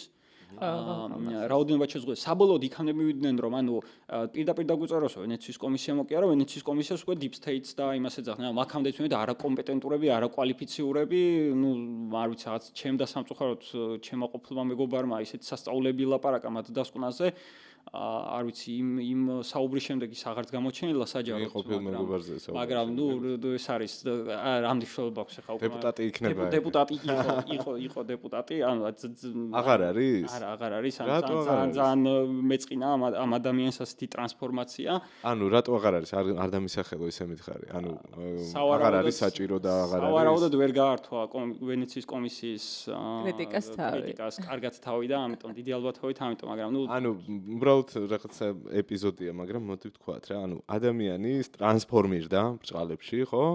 რაღაც მეგობრები დაკარგა, იქაც ვერ გაკაჩა და საბოლოოდ ჩაახრიალეს რა. ეგრე გამოდის? ესე იყო. ხო, ანუ სხვებისთვის მაგალითი უნდა იყოს ალბათ და ამიტომ ჩავაჭირე ახლა ამ ამბავს რა. კი, ანუ ზუსტად ეს ამბავი იყო. ნახეთ, საბოლოოდ მივედით იქამდე რომ უკვე ვენეციის კომისია, უკვე არაკვალიფიციური, არაკომენტე deep state-ი, გლობალური ომის პარტია, ნუ ამ აქამდე მივედით, ანუ ნელ-ნელა, ანუ ჯერ იყო რაღაც ნაწილობრივი მონაწილეობა, ნაწილობრივი გათვალისწინება, მე იყო უფრო ფორმალური მონაწილეობა და არაფრის გათვალისწინება, მე მივედით იქამდე რომ ანუ შეგზღუდეს, ნელ-ნელა გვიჭერდნენ, მე უკვე აგენტები როგორ გახდით, აი ხო, მივედით მე უკვე კანონის. საერთოდ ეს ამოიღეს უკვე ეს მონაწილეობის პროცესი და ნუ გვეძახეს დაიწყეს აგენტების ძახილი. ნუ აი ეს იყო რაღაცა ეტაპობრივი. ისე რომ როცა გეთანამშრომლებოდნენ ბრჭყალებში, მაშინ არიყავით აგენტები, მე აღმოაჩინეს. ხო, მე აღმოვაჩინე. ხო, ეგ ხო მე მე კი არა, რა ვიცი, თვითონ მუშაობდნენ არასამთავრობო ორგანიზაციებში და საერთაშორისო ორგანიზაციებში. ალოაც და გობახიძეც. ხო, და თვითონ არ არიან აგენტები და მე ვარ აგენტი, კაცო, თუ რა ვიცი, როგორ არის ეგ ამბავი, ვერ გავიგე სიმართლე ვთქვა, მაგრამ აგენტიო ხო თქვა კობახიძე, მეგო ცუდი სიტყვა არ არისო. სადაზღვეოს აგენტსაც ხო აგენტი ქვია, გახსოვს ზუსტად რუსული ის რო გაიმეორა წინა და პუტინის სიტყვები რო თარგმნა. ნუ რა თქმა უნდა, ნახეთ, ამერიკულ კანონსა და ჩვენ კანონს შორის, ანუ მოკლედ ხან არანაირად კი ეს რო ეს ამერიკული კანონია, ხან არანაირად ბოლოს ადგინდა პირდაპირ გადმოთარგმნილს, მაგრამ პირდაპირ გადმოთარგმნილსაც კითხულობენ ისე, ანუ ისეთ რაღაცებს კითხულობენ, იქ საერთოდ რომ არ წერია. ანუ რანაირად არის ახლა ის ამერიკული კანონი, ხო? ანუ ერთი ამერიკული კანონი, მეორეა იმის ქართული თარგმანი და მესამე არის კიდე ქართული ოცნება ამას როგორც კითხულობს. ხო, ყველას დიდი ტყუილი მაგ ამბავში მე რაც მგონია იმას გეტყვით, ანუ ამბავი ძალიან ლოგიკურია, ხო? მე კანონს ვიღებ ამერიკის შეერთებულ შტატებში თუ კანონი მიიღეს კონკრეტული ამოცანებიდან საჭიროებებიდან გამომდინარე, ხო? კი, და ძალიან დიდი მნიშვნელობა აქვს რომელ წლებში და რის გამო მიიღეს. რის გამო მიიღეს, რა გამოწვევების გამო მიიღეს, ვის მიემართებოდა ეს ყველაფერი. ამას ხო აქვს განსაზღვრელი მნიშვნელობა, როგორც იურისტმა რომ გითხრა რა, ამ შემთხვევაში და ეს რო არ იყოს რაღაც ჩემი და ჩემნაირების შეფასება ვთქვათ. იქ თუ ცხადად არის რომ უცხოძალა ვინ მოიაზრება, რუსეთის გავლენა მოიაზრება, ჩინეთის გავლენა მოიაზრება, შემთხვევაში რა ხდება, ანუ რატომ არის იგივე ფორმულირება თუნდაც რაღაც მომენტში აქ მისაღები? ხო, და ნახეთ, შეერთებულ შტატებში ეს კანონი მიიღეს 1938 წელს. და არ შეიძლება ბევრმა არ იცის ეს ფაქტი, ეს Wall Street-ის პუჩს ეძახიან, ამას უძღოდა წინას ყველაფერი, ანუ ნაცისტებმა, ანუ ძალიან სერიოზული საფრთხე იყო იმის, რომ რუზველტი გადაეგდოთ. და კონკრეტული, ასე ვთქვათ, ბიზნესმენები, კონკრეტული ადამიანები, მათ შორის უცხოური ინტერესებით ამის უკან იდგა, ხო? და ამას მოყვა ეს ყველაფერი. თუმცა იქაც ფარა რომ მიიღეს, ფარა ან სხვათა შორის, თუ ესე მაინც რაღაცა ეს ისტორიაში ეს გოგოეზარება, სხვათა შორის ძალიან კარგი 2 წლის წინ არის მე მგონი ეს ფილმი გამოსული, ამსტერდამი, აი ზუსტად ამ მოვლენებზე არის ეს ფილმი. ამსტერდამი ქვია და იქ არის ძალიან კარგად ეს ბევრი ისტორიული მოვლენა ძალიან ისეთი კარგი სიზუსტით არის სხვათა შორის აღწერილი და ანუ იქაც ის კანონი რომ მიიღეს, იქ ჯაშუშები და აი ეს უმტრები და მოღალატეები და რაღაცა ეს რიტორიკა არც მაშინ ყოფილა და დღესაც არ არის ეს. ანუ არავის არ ეძახიან იქ მტერს, მოღალატეს, ჯაშუშს და ნუ რაღაცა ათასობა deep state-ი და გლობალური ომის პარტია და ნუ ანუ იმ რაღაცა უბედურ ნარატივს და ტერმინებს დღესაც არ იყენებენ და არც მაშინ იყენებდნენ ამერიკაში, რასაც დღეს ქართული ოცნება იყენებს, ხო? ანუ იქ იყო კონკრეტული მიზანი, რომ აერიდებიდან თავიდან ნაცისტების მოწყობილი პუჩი და მსგავსი რაღაცები არ მოხდა, ნაცისტური გერმანიის, საბჭოთა კავშირის, ასე ვთქვათ, გავლენების გამოსააშკარავებლად. მის მეტეს ომი იყო, ეხლა მეორე მსოფლიო ომის პერიოდზე ლაპარაკობთ, ხო? ომის პერიოდი. ეხლა ივანიშვილი ამას ხედავს, როგორ მე ვარ სახელმწიფო, თუცო ლუდოვიკოდ გადაიქცა ეს ადამიანი, საკუთარი თავი აქცია, ნუ რა ვიცი. და მე თუ ჩემ ხელისუფლებიდან მოშორებას თუ ვინმე ცდილობს, ეს არის სახელმწიფოს ღალატი. აი ასე დაინახა, ხო? და იგივე ნარატივი ადგა და დემოკრატიული სახელმწიფოს, ასე ვთქვათ, გამოცდილება აიღო და საკუთარ თავზე მოარგო, ხო? რაც რა თქმა უნდა, რადიკალურად განსხვავებული შემთხვევა არის. და თან ამერიკაში როგორც თქვი, ანუ იქ ჯაშუშს და მტერს და მოღალატეს არავის არ ეძახიან, საკუთარ მოქალაქეს მით უმეტეს ამას არ დაუძახებენ, ხო? ანუ ივანიშვილმა უბრალოდ გაყო საქართველო ორ ნაწილად, ანუ ჩემიანები და ვინც ჩემკენ არ არის. ანუ ან შენ ხარ ჩემთან, თუ ჩემთან არ ხარ, მაშინ შენ ხარ ამ ქვეყნის მოღალატე, მე თუ მღალატობ ამ ქვეყნის მოღალატე ხარ და ნებისმიერი ადამიანის, ასე ვთქვათ, დამოუკიდებლობის გარანტია არის ის, რომ ივანიშვილის ფულზე არ იყოს დამოკიდებული, ან ივანიშვილის კონტროლირებულ ფულზე. სამწუხაროდ დღეს სახელმწიფო ბიუჯეტი არის მთლიანად ივანიშვილის დაჯგუფების მიერ კონტროლირებული და ივანიშვილის მიერ კონტროლირებული და თუ ამ ფულის გარეთ ხარ რამენაირად და ივანიშვილი ვერ გწოდება შენ საბოლოოდ და ეს ძირითადად მაინც უფრო უცხოური ფული გაძლევს შენ ამ დამოუკიდებლობის გარანტიას, ეს უკვე მას აღარ აწყობს, ხო? იმიტომ რომ მისთვის ეს საფრთხე არის და მას თუ საფრთხე ექნება, ესე იგი ეს სახელმწიფოს ღალატის ტოლფასი არის, ხო? ამიტომ ამას ცდილობს ფარათი თუ რაღაცა სხვა მსგავსი კანონებით და პრინციპში ხა ივანიშვილი მიჩვეული არის იმას, რომ რა ვიცი, თავის გუნდში მის ქვეშევრდომებს რაღაცას რო დაუოძახებს რამე სახელს, ისინი დედის რძესავით ამას შეირგებენ ხოლმე. ხო, ღარიბაშვილის ამბავი გავიხსენოთ თუნდაც, რომ რაც გინათ ის დაუძახეთ და ისიც ირგებდა ამას. და ნუ რა ვიცი, ამას რომ იყოთ საკუთარ გუნდში მიჩვეული, ფიქრა რომ ჩვენც რაღაცა ამ აგენტების ძახილს შევირგებდით, გავჩუმდებოდით, ამაზე ხმას არავინ არ ამოიღებდა, არც საზოგადოებას იქნებოდა ამაზე რეაქცია. და ამიტომ იყო ის პირველი რუსული კანონის მიღებასა და საბოლოოდ მეორე ჯერზე მიიღო. მე მიხვდა რომ ჯარიმებით ვერავის ვერ აშინებდა. ახლა დაჭერით აშინებს უკვე ადამიანებს, ხო? ამიტომ ანუ ამ ადამიანისთვის გასაკვირი არის, რომ მე შენ რაღაცა სახელი დაგარქვი და ეს უნდა შეიფერო. და შენ მე რო გეძახი რომ მოღალატე ხარ, შენ უნდა იყო მოღალატე. მე რო გეძახი აგენტი ხარ, ნუ აგენტი ჩვენ გაგებაში ყოველ შემთხვევაში ცუდი ნეგატიური კონტექსტი გააჩნია, ხო? ჯაშუშის სინონიმი არის ფაქტობრივად, ხო? მე რო გეძახი შენ ჯავში ხარ მოღალატე ხარ, აი ეს ნარატივები რაც შექმნა სახელმწიფო ღალატის მუხლი უნდა დააბრუნა. ეხლა ნახეთ თემა რა არის. შენ თუ მიდიხარ და რეგისტრირდები აგენტად, ხო? უცებ რომ ჩათვალოს რომ შენი დამფინანსებელი მტრულ საქმიანობას ეწევა, ხო? სამართლებრივად წმინდა სამართლებრივად რო გავყვეთ, სისხლის სამართლის კოდექსის 319 მუხლით გათვალისწინებული დანაშაული გეტენება. ან შენ აღიარებული გაქვს შენი პირით, რომ იმის ინტერესს წარმოადგენ. თუ უცებ იტყვიან, რომ ის მტრულ საქმიანობას ეწევა და მე ამის საქმიანობა არ მომწონს, ესე იგი შენ ამ დანაშაულში მას ეხმარები და ჩავალე სახელმწიფოს ღალატი გეტენება პირდაპირ. ანუ შენ ამას შენი პირით აღიარებ, ყველაზე ცუდი მომენტი აქ ეს არის. და ამიტომ აი ეგ სიტუაცია შექმნა, რომ მე აგენტს დავარქვი. ან ამ ბოლო დროს მტერ მოყარე როგორ სწრაფად იცვლება. აი ისა წეგან რაღაც მომენტში ტელეფონში ჩავიხედე, არის ფიქრობთ რომ აქ მე სკროლავდი და თქვენ არ გისმენით, რაღაც მოვძებნე და მე წაგიკითხოთ, რადგან გამონათქვამებზე ლაპარაკობდით და ფრაზებზე, რომელსაც ქართული ოცნება თავისი მოქალაქეების მიმართ იყენებს და კიდე პარტნიორების მიმართ რაღაც ფრაზა მოვწე. ბარემ წაგიკითხოთ.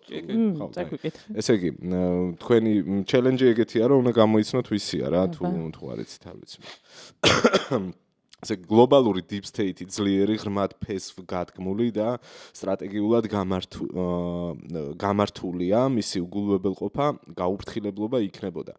ეს სტრუქტურები ჯერ კიდევ აკონტროლებენ მთავარ ევროპულ ძალებსა და თავად ევროკავშირსაც, ისინი ძალზე ძლიერები არიან. ამერიკის შეერთებულ შტატებში და გლობალურ deep state-ი იყო, რამაც თანამედროვე ნაცისტური უკრაინა ტერორისტულ სუბიექტად ჩამოაყალიბა, სინამდვილეში ამათ ვებრძვით არა დასავლეთს და არა ამერიკის შეერთებულ შტატებს. როგორც კი ვაშინგტონში ტრამპის გაპრეზიდენტებით მმართველობა შეიცვალა, მთელმა სურათმა სახე იცვალა, თუმცა გლობალური deep state-ი, რომელიც უკვე აღარ დაიყვანება ამერიკის შეერთებულ შტატებამდე, CIA-მდე, პენტაგონამდე ან Wall Street-ამდე, კვლავაც არსებობს და ჯერ კიდევ იღწვის საკუთარი გლობალური დღის წესრიგის დამყარებისკენ. დიდად სავარაუდოა ფაქტობრივად თითქმის უდავოა, რომ deep state-ის აგენტები ტრამპზე გავლენის მოხდენას, მისი დამღუპველი შეცდომებისკენ წაყვანას, მისი ინიციატივების საბოტაჟს ან სულაც მის მთლიანად განადგურებას შეეცდებიან. მსგავსი მცდელობები, როგორც ვიცით, უკვე იყო. ვინ თქვა? მე ვიცი. ნებისმიერი იტყო და ამას ქართულ ოცნებაში ამიტომ ძალიან რთული გამოსაცდელი. არა, მე არ ვთქვას ქართულ ოცნებაში. ხო, სწორად მივდივარ. საქმეც მაგაშია, რომ ძალიან გავს ირაკლი კობახიძის ნარატივსაც. ხო, ანუ შალვა პაპუაშვილის ნარატივსაც, მაგრამ ამის ავტორი არის დუგინი. დუგინი არის ამის ავტორი, კი, რუსი. ხედავ როგორ გეგონა ქართული ოცნების ტექსტი. დიდი წარმატებით ნებისმიერი იტყო და ამას ქართულ ოცნებაში, ხო? კი, ერთი. ანუ რაღაცა იპოვოთ 10 განსხვავება. ხო, და ვერ ვიპოვით მან განსხვავებას. ნიკა, მე რა მინდოდა იცი რომ კარგად აგვეხსნა საზოგადოებისთვის, მგონია რომ ადამიანებს რომლებსაც გონიათ რომ რაღაც კანონები არ ეხებათ.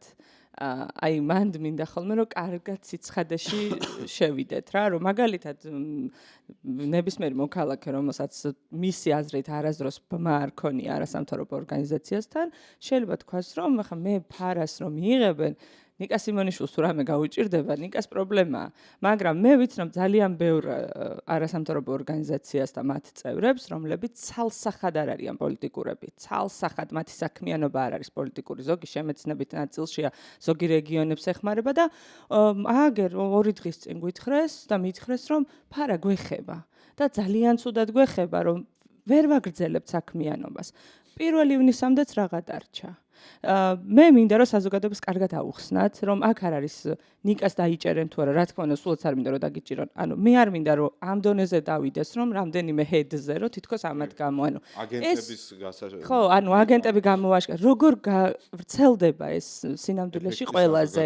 მე ძალიან ბევრჯერ მიკამათია, ჯერ კიდე რუსული კანონის დროს მიკამათია იმაზე, რომ მერვე პუნქტი იყო თუ სწორად მახსოვს, რომ ფინანსთა მინისტრის გადაწყვეტილების საფუძველზე შეეძლოთ, რომ ასე დილით გაიღვიძებდა და მიიღებდა გადაწყვეტილებას, რომ ეხლა აი ამ ორგანიზაციაში უნდა შევიდე, ან ანონიმური წყარო მიაწვდიდა მას ინფორმაციას და ანუ ხდებოდა იქ შესვლა, მე პირად მონაცემებზე წვდომა, ხო? შესაბამისად, ის პირადი მონაცემები მარტო შენი ხო არ არის, შენთან რამდენი მოსულა, მარტო საიარო ავიღოთ, არ ვიცი რა მასშტაბის დახმარება აქვს გაწეული ადამიანებისთვის, ხო?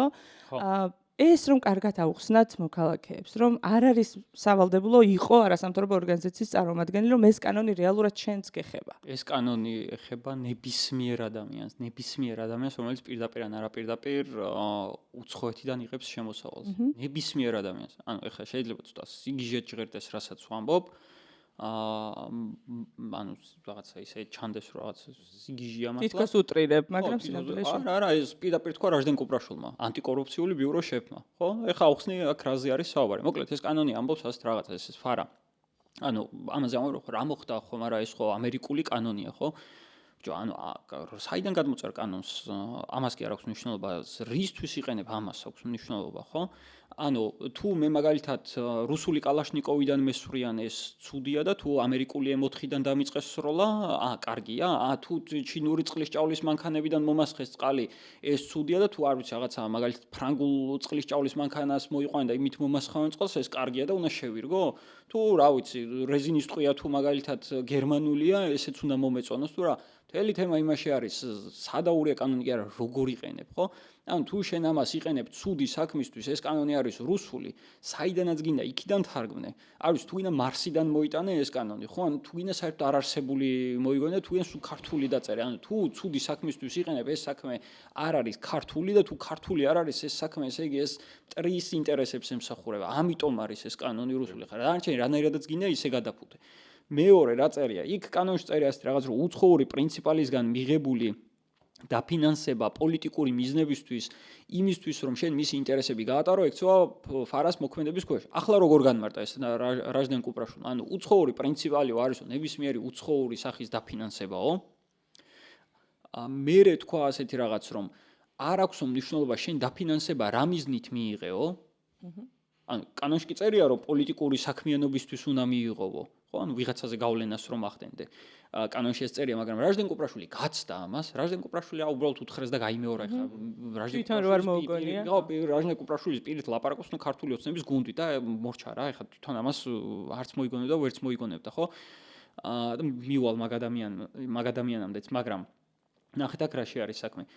ნებისმიერ არ აქვს მიზანსო მნიშვნელობა, იმიტომ რომ შენ შეიძლება მაგალითადო მიიღო კომერციულადო ფულიო და მალავდეო პოლიტიკურ მიზანსო. ანუ რაჟდენ კუპრაშულმა უნდა ჩათვალოს ის, ნუ ქართულმა მის აღქმებზე. ხო, მის აღქმებზე უნდა იყოს დამოკიდებული შენ პოლიტიკური საქმიანობისთვის მიიღე ფული თუ არა.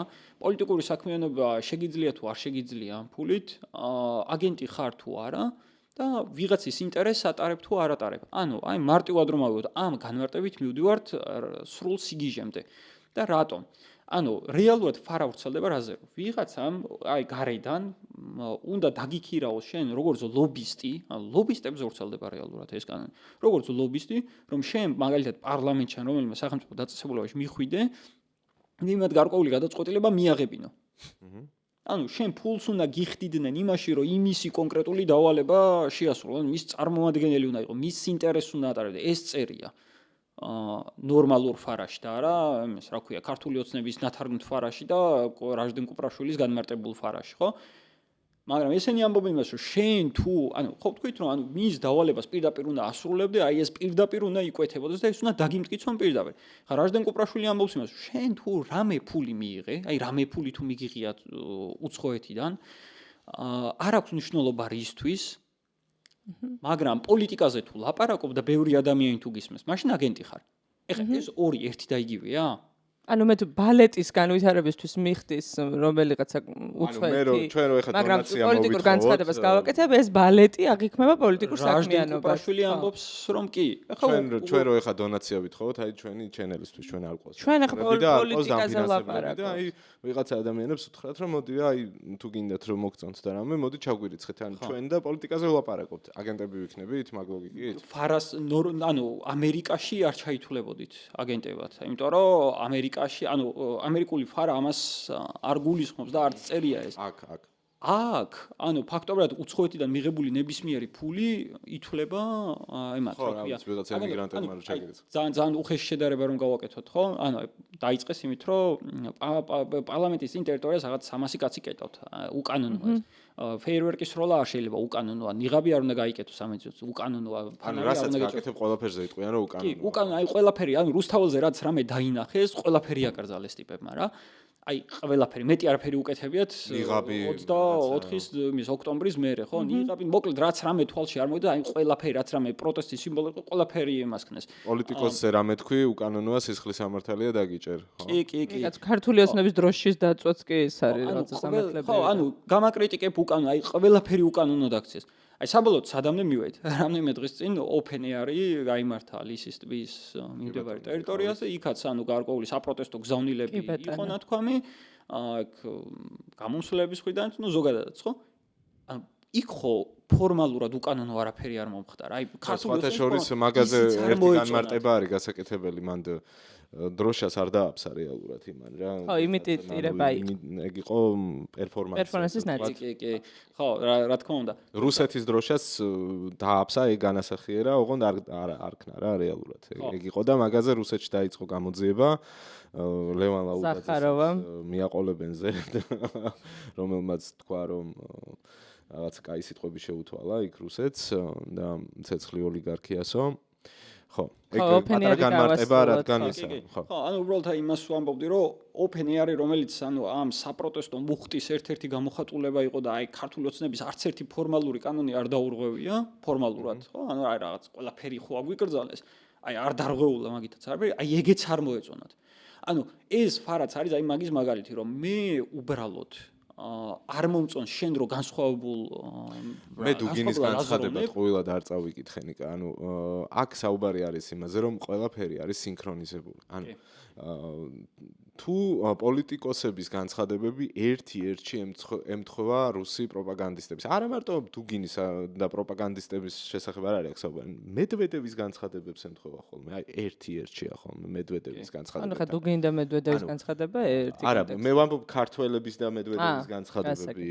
სამთხოვ კობახიძის განცხადება იყო identური რაც ეხება ევროპას და ევროპაში deep states ნახე ანუ მე აქ უბრალოდ ჩვენ აი ნიკამ ახსნა ძალიან კარგად რომ რაც უნდათ ეს იქნება უკანონო თუ წერია თეთრი იმაზე იტყვიან რომ არის შავი მოგატყუებენ თარგმანში მაგრამ აუცილებლად გამოიყვანენ საბოლოოდ ისე რომ შენ ხარ არასწორი რა ანუ შენ ხარ დამნაშავე და ანუ აქ ბმა არის მნიშვნელოვანი როდესაც ხალხი ანუ ერთ მხარეს გვაქვს რომ ხალხი ლაპარაკობს რომ ეს არის რუსული პროცესი ეს არის რუსული გავლენა ეს კანონები ემსახურება რუსულ საქმეს ის გეუბნება რომ არა ეს არის ამერიკული და აგერ ბატონო ფარაინებე მაგრამ ხო ანუ ამ დროს თავს იმტრევ რაღაცა დეტალებში ჩადიხარ აბსოლუტურად უაზროდ ესე გამოდის რა ანუ საბოლოოდ ეს თელი დისკუსია რომ აბა ეხა იქ ამ აბზაცში ეს წერია ის წერია აზრს კარგავს მაგ ლოგიკით რა ანუ სინქრონიზებულია არსებობს გამოცდილება რუსეთში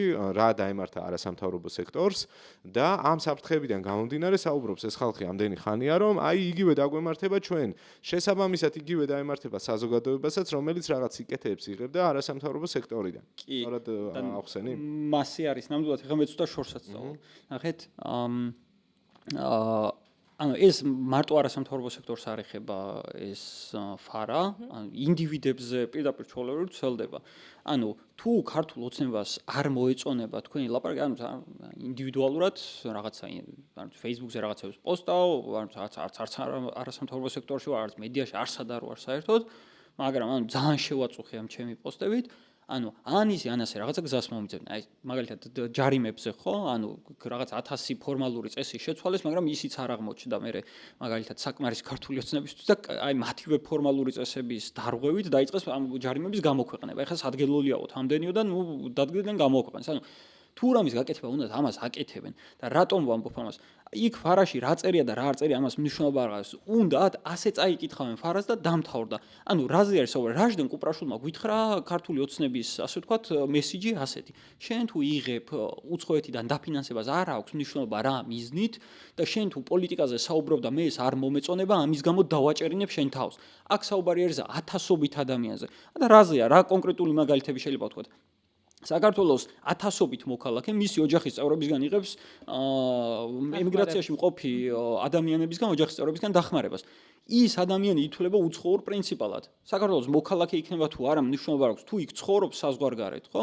უცხოური პრინციპალია. მიიღე იმისგან დახმარება და ილაპარაკე პოლიტიკაზე, გეტყვიან რომ შენ ეს გადაფუთე შენი პოლიტიკური საქმიანობისთვის, პოლიტიკური გზავნილების გასაკეთებლად და შესაბამისად აგენტი ხარ და თუ არ დარეგისტრირდები, დაგიჭერთ.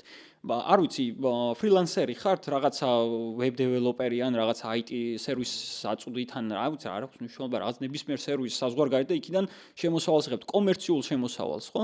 ანუ ფაქტობრივად რაჟდენ კუპრაშვილმა გითხრა რომ კეთილსინდისიერი ხარ შენ თუ არა ამ კომერციულ საქმიანობაში, ამას მე გადავწყვეტ და თუ არ მომეწონება შენი ლაპარაკი, ჩაგითვლი ამას აგენტობაში.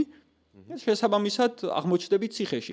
მაგრამ სამაგიეროდ შენ თუ მიიღე ეს შემოსავალი, მაგრამ სიტყვას არ იღებ, ხმას არ იღებ, სიტყვას არ ამბობ პოლიტიკაზე, არც არავის აქტივი, არც აქციაზე მიდიხარ ან ასე შემდეგ, არც არავინ არ შეგეხება.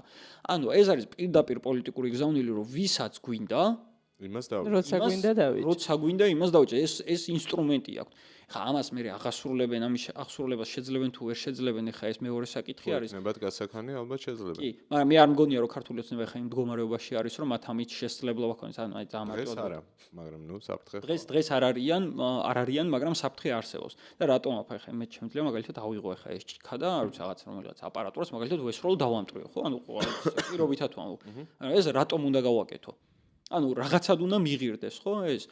ანუ ამას ვამბობ, რომ ქართულმა ოცნებამ ივანიშვილზე პრინციპში საუბარი შეიძლება ბევრად მეტი დაკარგოს ამ ნაბიჯების გადადგმით და ბევრად მეტს დაკარგავს, ვიდრე მოიგებს. შეიძლება მას ძალიანაც უნდა რომ ანუ ქვეყანაში არ ისმოდეს განსხვავებული აზრი, შეიძლება ძალიანაც უნდა რომ ჩვენ ყველანი ავდგეთ, გავიკრიფოთ, წავიდეთ, მაგრამ ასეთი მარტივი არ არის. ჩვენ თუ ამას აი ესე ძალით ამის ახსრულებას დაიწყებს, ბევრად უარესი შედეგი დაუდგება და არ ვიცი. ცეცხლზე. კი, 28 ნოემბერი მონაგონი ეთამაშება იმ თვალსაზრისით რომ შესაძლებელია მას ძალიან მძიმე ფინანსური შედეგები დაუდგეს გარე სანქციები. დღეს რეალურად ხა ივანიშვილი ფორმალურად არის სანქცირებული, თორე რეალურად სანქცირებული არ არის.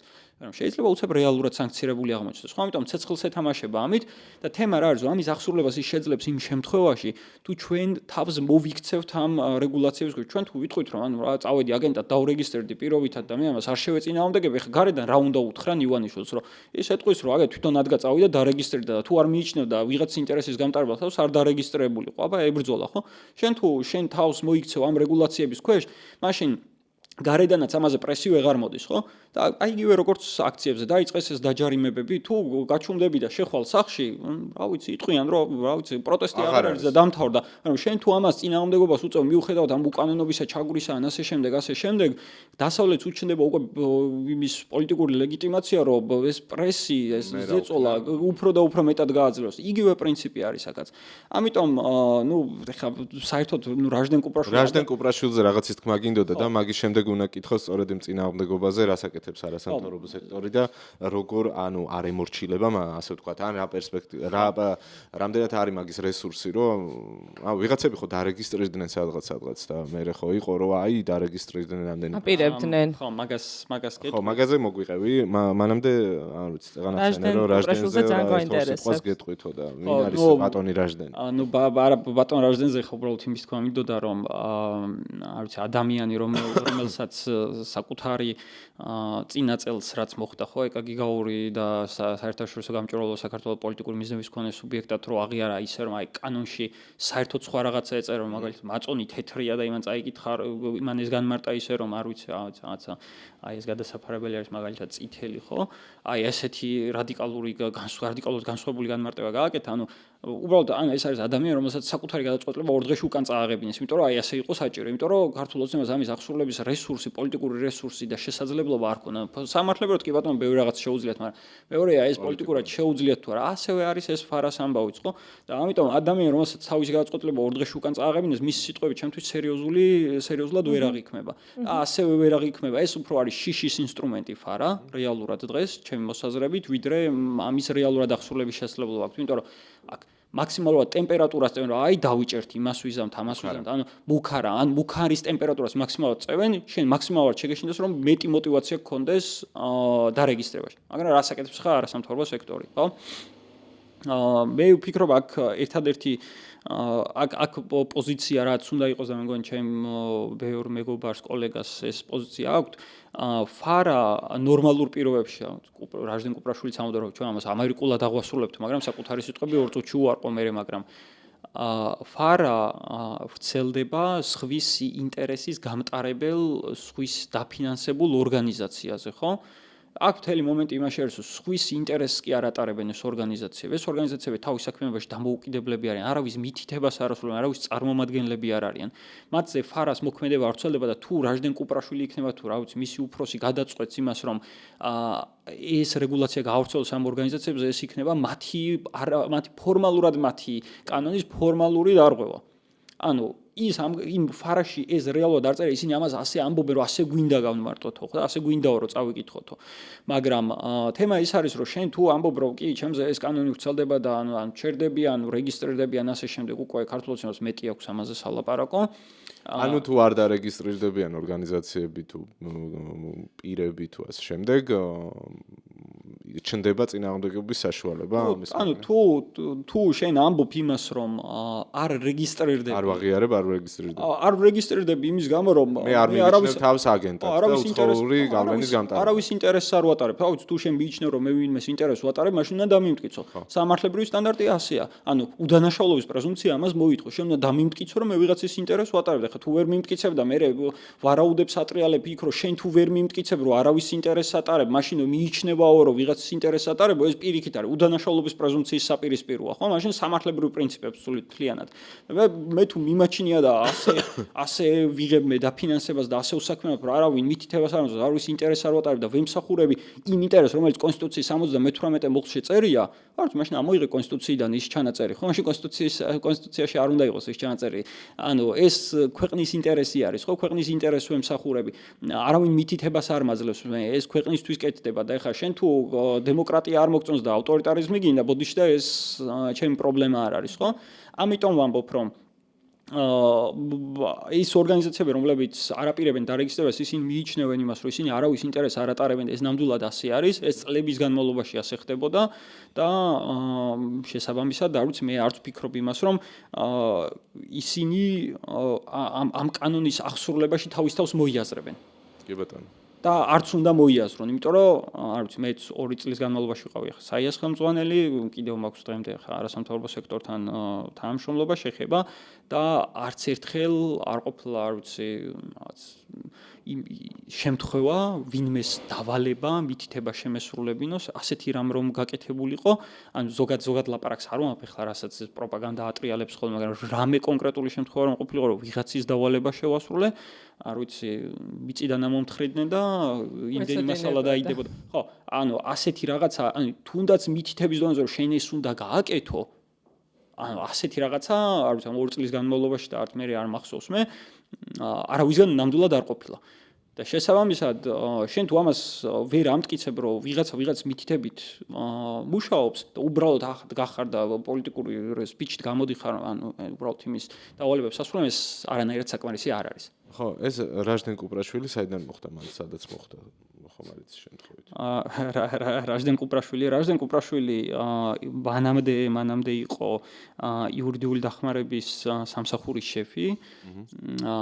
ხო, იურიდიული დახმარების სამსახურის შეფი იყო. უფრო მანამდე მან აღმოჩნდა ერთ-ერთ გახმაურებულ საქმეში მონაწილეობდა ადვოკატად და როგორც ჩანს, იქ კარგად მონაწილეობის საქმე ერთ-ერთი პოლიტიკოსის ადვოკატი იყო, ერთ გახმაურებულ საქმეში და ამ საქმეში კარგი მონაწილეობის გამო როგორც ჩანს დაუფასდა. სხვათა შორის იმ საქმის მოსამართლე უზენაეს სასამართლოშია დღეს მოსამართლე, რაჟდენ კუპრაშვილი ანტიკორუფციული ბიუროს შეფი გახდა და ასე შემდეგ. აი ასე ხდება სამწუხაროდ. ხო, აი იმ კატეგორიაშია, ვიზეც მანამდე ვილაპარაკეთ, ხო? წარმატებას რო აღწევენ ხოლმე უცებ ველი რომ მოთავისუფლდება. მე მგონია რომ ჩვენ დროში ნიკას არ შეუშალოთ ხელი. მხოლოდ თუ არის შესაძლებელი, აი ხშირად ვამბობთ ხოლმე და შენც ახსენე დღეს რომ შალვა პაპუაშვილი და ვიღაცები დღეს რო არიან მაღალ თანამდებობებზე, თავად არიან NGO სექტორიდან წამოსული და ცოტა მოგვიყევი მაგ ხალხზე მეტი გეცოდინება შენ. ხო, როგორი მათი ტრანსფორმაცია როგორ მოხდა მაგ ადრე დავსვი ესე კითხვა, ანუ ხა თქვა ცინიკური ეს კითხვა, მაგრამ ასეთი რა აწყენინეთ შალვა პაპუაშვილს არასამთავრობო ორგანიზაციაში, რომ ეგრო NGO-ს ლანძღავს, ეგრე მე მგონი არავინ არ ლანძღავს. დედასვიცაო არა კითხვა მეც მაქვს. მე ჩემზე დიდხანს ვინც არიან NGO სექტორში, აი ყველას ვეკითხები ხოლმე რომ რა დაუშავეთ ამ ადამიანს ასეთი მეთქი. მართლა ვამბობ, არ ვიცი ხა მე პიროვნად მისთვის არაფერი დამიშავებია, არ ვიცი რაღაცა შუღლი აქვს ჩემწიან, არც მე მაქვს, პიროვნად არაფერს არ ვერჩი ხარ, რას უნდა ვერჩოდე, ხო? როგორც პოლიტიკოს, რა თქმა უნდა, ვერჩი და რა ვიცი, ვერ ვიტყვი მასზე ვერაფერს კარგს, მაგრამ უბრალოდ საუბარი იმაზე არის, რომ არ ვიცი მართლა ამ ადამიანს ეს ყველაფერი საიდან მოაწვა და რატომ გაბოროტდა ასე ჩემთვის სრულიად გაუგებარი არის. ხო, არ ვიცი, ეს კითხვა მეც მაქვს ხოლმე, მეც ძალიან მაინტერესებს. ალბათ არ ვიცი, ხა მაგალითად ჩემთვის ერთ-ერთი ძალიან ისეთი დიდი იმედგაცრუება იყო, მაგალითად თაკო ზოდელავას შემთხვევა, რომელიც გრანტების სააგენტოს ხელმძღვანელად ხო დანიშნეს, რომელიც ასევე GIZ-ში მუშაობდა. და რა ვიცი რუსული კანონის მიღების შემდეგ რა ვიცი ხა დიდი ხანია ვიცნობ მას და ქუჩაში შევხვდით ერთმანეთს და გაოგნებულიყო ეს რა რეებს აკეთებენ ეს რა კანონი მიიღეს და ნუ გაოგნებულიყო არ ვიცი ანუ რით აიხსნება მათი ეს აქციელი ეს ცვლილება ხასიათის ჩემთვის სრულიად გაუგებარია მაგრამ არ ვიცი ალბათ ეს არის ჩემ ბავშვობაში მახსოვს ჩემპიონთა ლიგის ის იყო ხოლმე რეკლამა ჩემპიონთა ლიგის იმაზე რასაც ფულით რას ვერ იყიდი ხო მასტერკარდი ხო ანუ არ ვიცი რაღაცა ესეთი მასტერკარდი აქვს ერთი ასეთი ბიზნე ივანიშვილსაც ხო არ ვიცი ანუ რასაც ფულით ვერ იყიდი უფრო დიდი ფულით იყიდი თუ როგორ არის არ ვიცი თუ რამე სხვა მომენტი არის აქ ვერ გავიგე ყოველ შემთხვევაში ასეთი რადიკალური ცვლილება ღირებულებებში ჩემთვის მაგალითად ვერ აიხსნება ანუ ამ პირობებში თანამდებობის ხიბლი წონიდეს აი ეგ ცოტა არ მესმის შეიძლება არ ვიცი შეიძლება ანუ არ არის ეს რაღაცა არ მგონია ხა კომფორტული იყოს რა ამ სიტუაციაში რაღაც თანამდებობებზე ყოფნა ეს მათ რაღაც სიამოვნებას არა ფინანსებზე გადის ყველაფერი ფულზე გადის აი ნახეთ შეიძლება ესენი ფიქრობენ არ ვიცი შეიძლება რაღაც მომენტში უშვებდნენ იმას რომ აი ჯობს ვიღაცა ცუდი ტიპის ყოფნას ამ პოზიციაზე ჯობს მე ვიყო რომ უფრო უკეთეს ანუ ამ ცუდ ვითარებაში მე ვიყო აქ რომ ანუ თლად ცუდად არ იყოს სიტუაცია მაგრამ მაშინ როცა სუში მიიღება ყველანაირი გადაწყვეტილება და იმათი დასტურის გარეშე ვერაფერს ვერ გააკეთებ ანუ რა მნიშვნელობა ხა შენ იჯდები თუ არ ვიცი ვიღაც სხვა ხო ან დამთავრდა ეგ რაღაცა შენი გამოსავალს ხომ არ ეძებ და მაგით არ გავს მაგაც აქციელს ეგ არა ეს უფრო არის თავის გამართლება ბოლომდე რომ არ გინდა რომ გადაუსვა ხაზი და რაღაცა მიზა იქნება ამიტომ რაღაც ეგრე გამოიყო მანორი ვარ მე კი და არ შეიძლება ამ გამართლებას უძებნიან ისინი მაგრამ გულუბრყვილობა არის ყველაზე კარგვარიანში და არ ვიცი რაღაცა ანუ სულელის პოზიციაში ყოფნა უარეს შემთხვევაში ან უბრალოდ ბოროტი ხარ და ცდილობ რომ რაღაც გაამართლო შენი თამი კაი ვიდრე დაგემშვიდობებით ანუ როგორ უყურებ ოპტიმისტურად ხარ პესიმისტურად ხარ როგორ გრძნობ თავს და ერთი ასევე კიდევ მაყურებელს შევახსენოთ რომ ნიკა სიმონიშვილი იყო პირველი ვინც თქვა რომ მე რა რომ ჯარიმებია ამისთვის არსებობს სამართლებრივი ბერკეტი როგორ უნდა გავუმკლავდეთ ამ ყველაფერს და მე მგონი ყველაზე კარგად მუშაობს ეგ წინააღმდეგობა მაგაზეც რომ მოგვიყე რა შედეგამდე მივედით იმიტომ რომ ფაქტია რომ ადამიანებს ფინანსური ხო ფინანსურად ცოტა შეეშინდათ, მაგრამ მე თითქოს გამოვძვერით აქედან. ხო, ეს ის შემთხვევა იყო, როცა კარგად ვიწინასწარმეთ ყველა. და მაგიტომ ხო, არ ვიცი, როგორ ვარ განწყობილი, მოდი ამით დავიწყებ. მე რომ პოზიტიურად არ ვიყო განწყობილი, ყოველდღე რუსთაველზე არ ვიქნებოდი. ხო, არ ვიცი, ვისაც კითხე, ვის სარგჯერად ჩემი შეგიძლიათ მოხვიდეთ რუსთაველზე. კი, ყოველთვის იქ არის. სრული პასუხის გელვით ვადასტურებ. ხო, ანუ მე რომ პოზიტიურად არ ვიყო განწყობილი, ამას არ ვიზამდი, ხო? მეორე მომენტი რა არის? ანუ ჩვენ შევხედოთ ამ ბრძოლას ისე კი არა რომ მაგალითად არ ვიცი რაღაცა აი საპროტესტო ტალღა რა შედეგებს აღწევს ანას შემდეგ ხა შევხედოთ ქართული ოცნების თვალითაც ხო ქართულ ოცნებასაც კარგად ვერ აქვს ანუ ეს არის ბრძოლა სადაც დღევანდელი დღეც მაგის დასტურია ისინიც ბევრ რაღაცას კარგავენ ჩვენც ხო ჩვენც რაღაც მომენტებში შეიძლება ვაგებდეთ ვიღაც დაიჭირეს ვიღაც მეტი ჯარიმა დაუწერეს ანას შემდეგ ბრძოლა არის ბრძოლაში ეს ხდება მაგრამ რეალურად დღეს ქართული ოცნებისთვის ფიქრობ უფრო მეტად იზოლაციისკენ მიდიან და უფრო მეტად გამოვალ მდგომარეობაში არიან ვიდრე ჩვენ. იმიტომ რომ ჩვენ თავისუფლება მაინც გაგვაჩინა, ჩვენ თავის გამკარგველები მაინც ვართ, ჩვენ თავისუფლების გამკარგველები, ხო? რაც შეეხება ანუ აი ჯარიმების ნაწილს, ხო, ფაქტობრივად ეხა უკვე მალე 4 თვე გადის, რაც ეს ახალი ცვლილებები ამოქმედა პირდაპირ შესაძლოა რო გვაჯარიმებს. და 4 თვის თავზე ფაქტორად ვერც ერთი ჯარიმის აღსრულება ვერ შეძლეს, იმიტომ რომ კარგად დაორგანიზდა ის პროცესი, რომ ანუ ყველა ჯარიმაზე შედის საჩივარი. შსში ეს პროცესი რაღაც 2-3 თვის განმავლობაში მაინც გრძელდება, ანუ მაგდენი ხნის განმავლობაში ჯარიმების მოქმედება გაჩერებულია.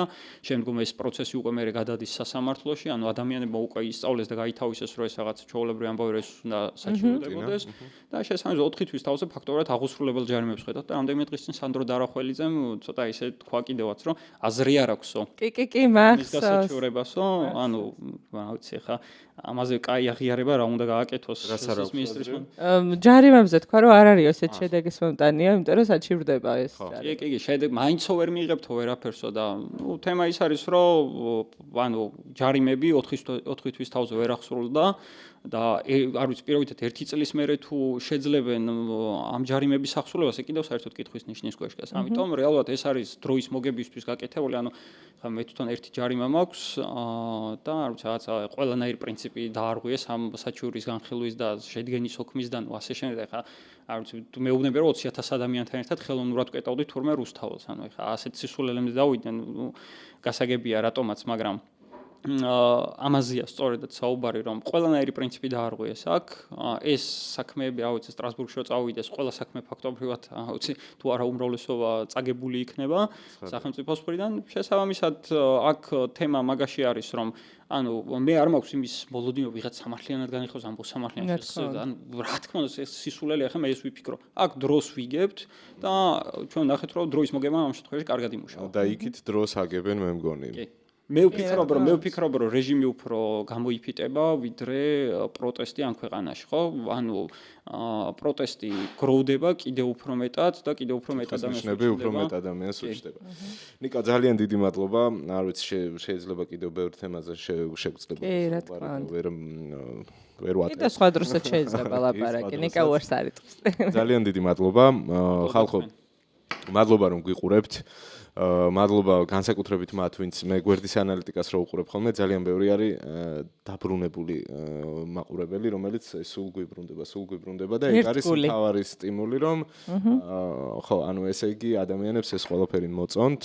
შესაბამისად, ჩვენც ვცდილობთ, რომ ვიაქტიუროთ და ხშირად დავდოთ ახალი ეპიზოდები, საინტერესო სტუმრები მოვიყვანოთ.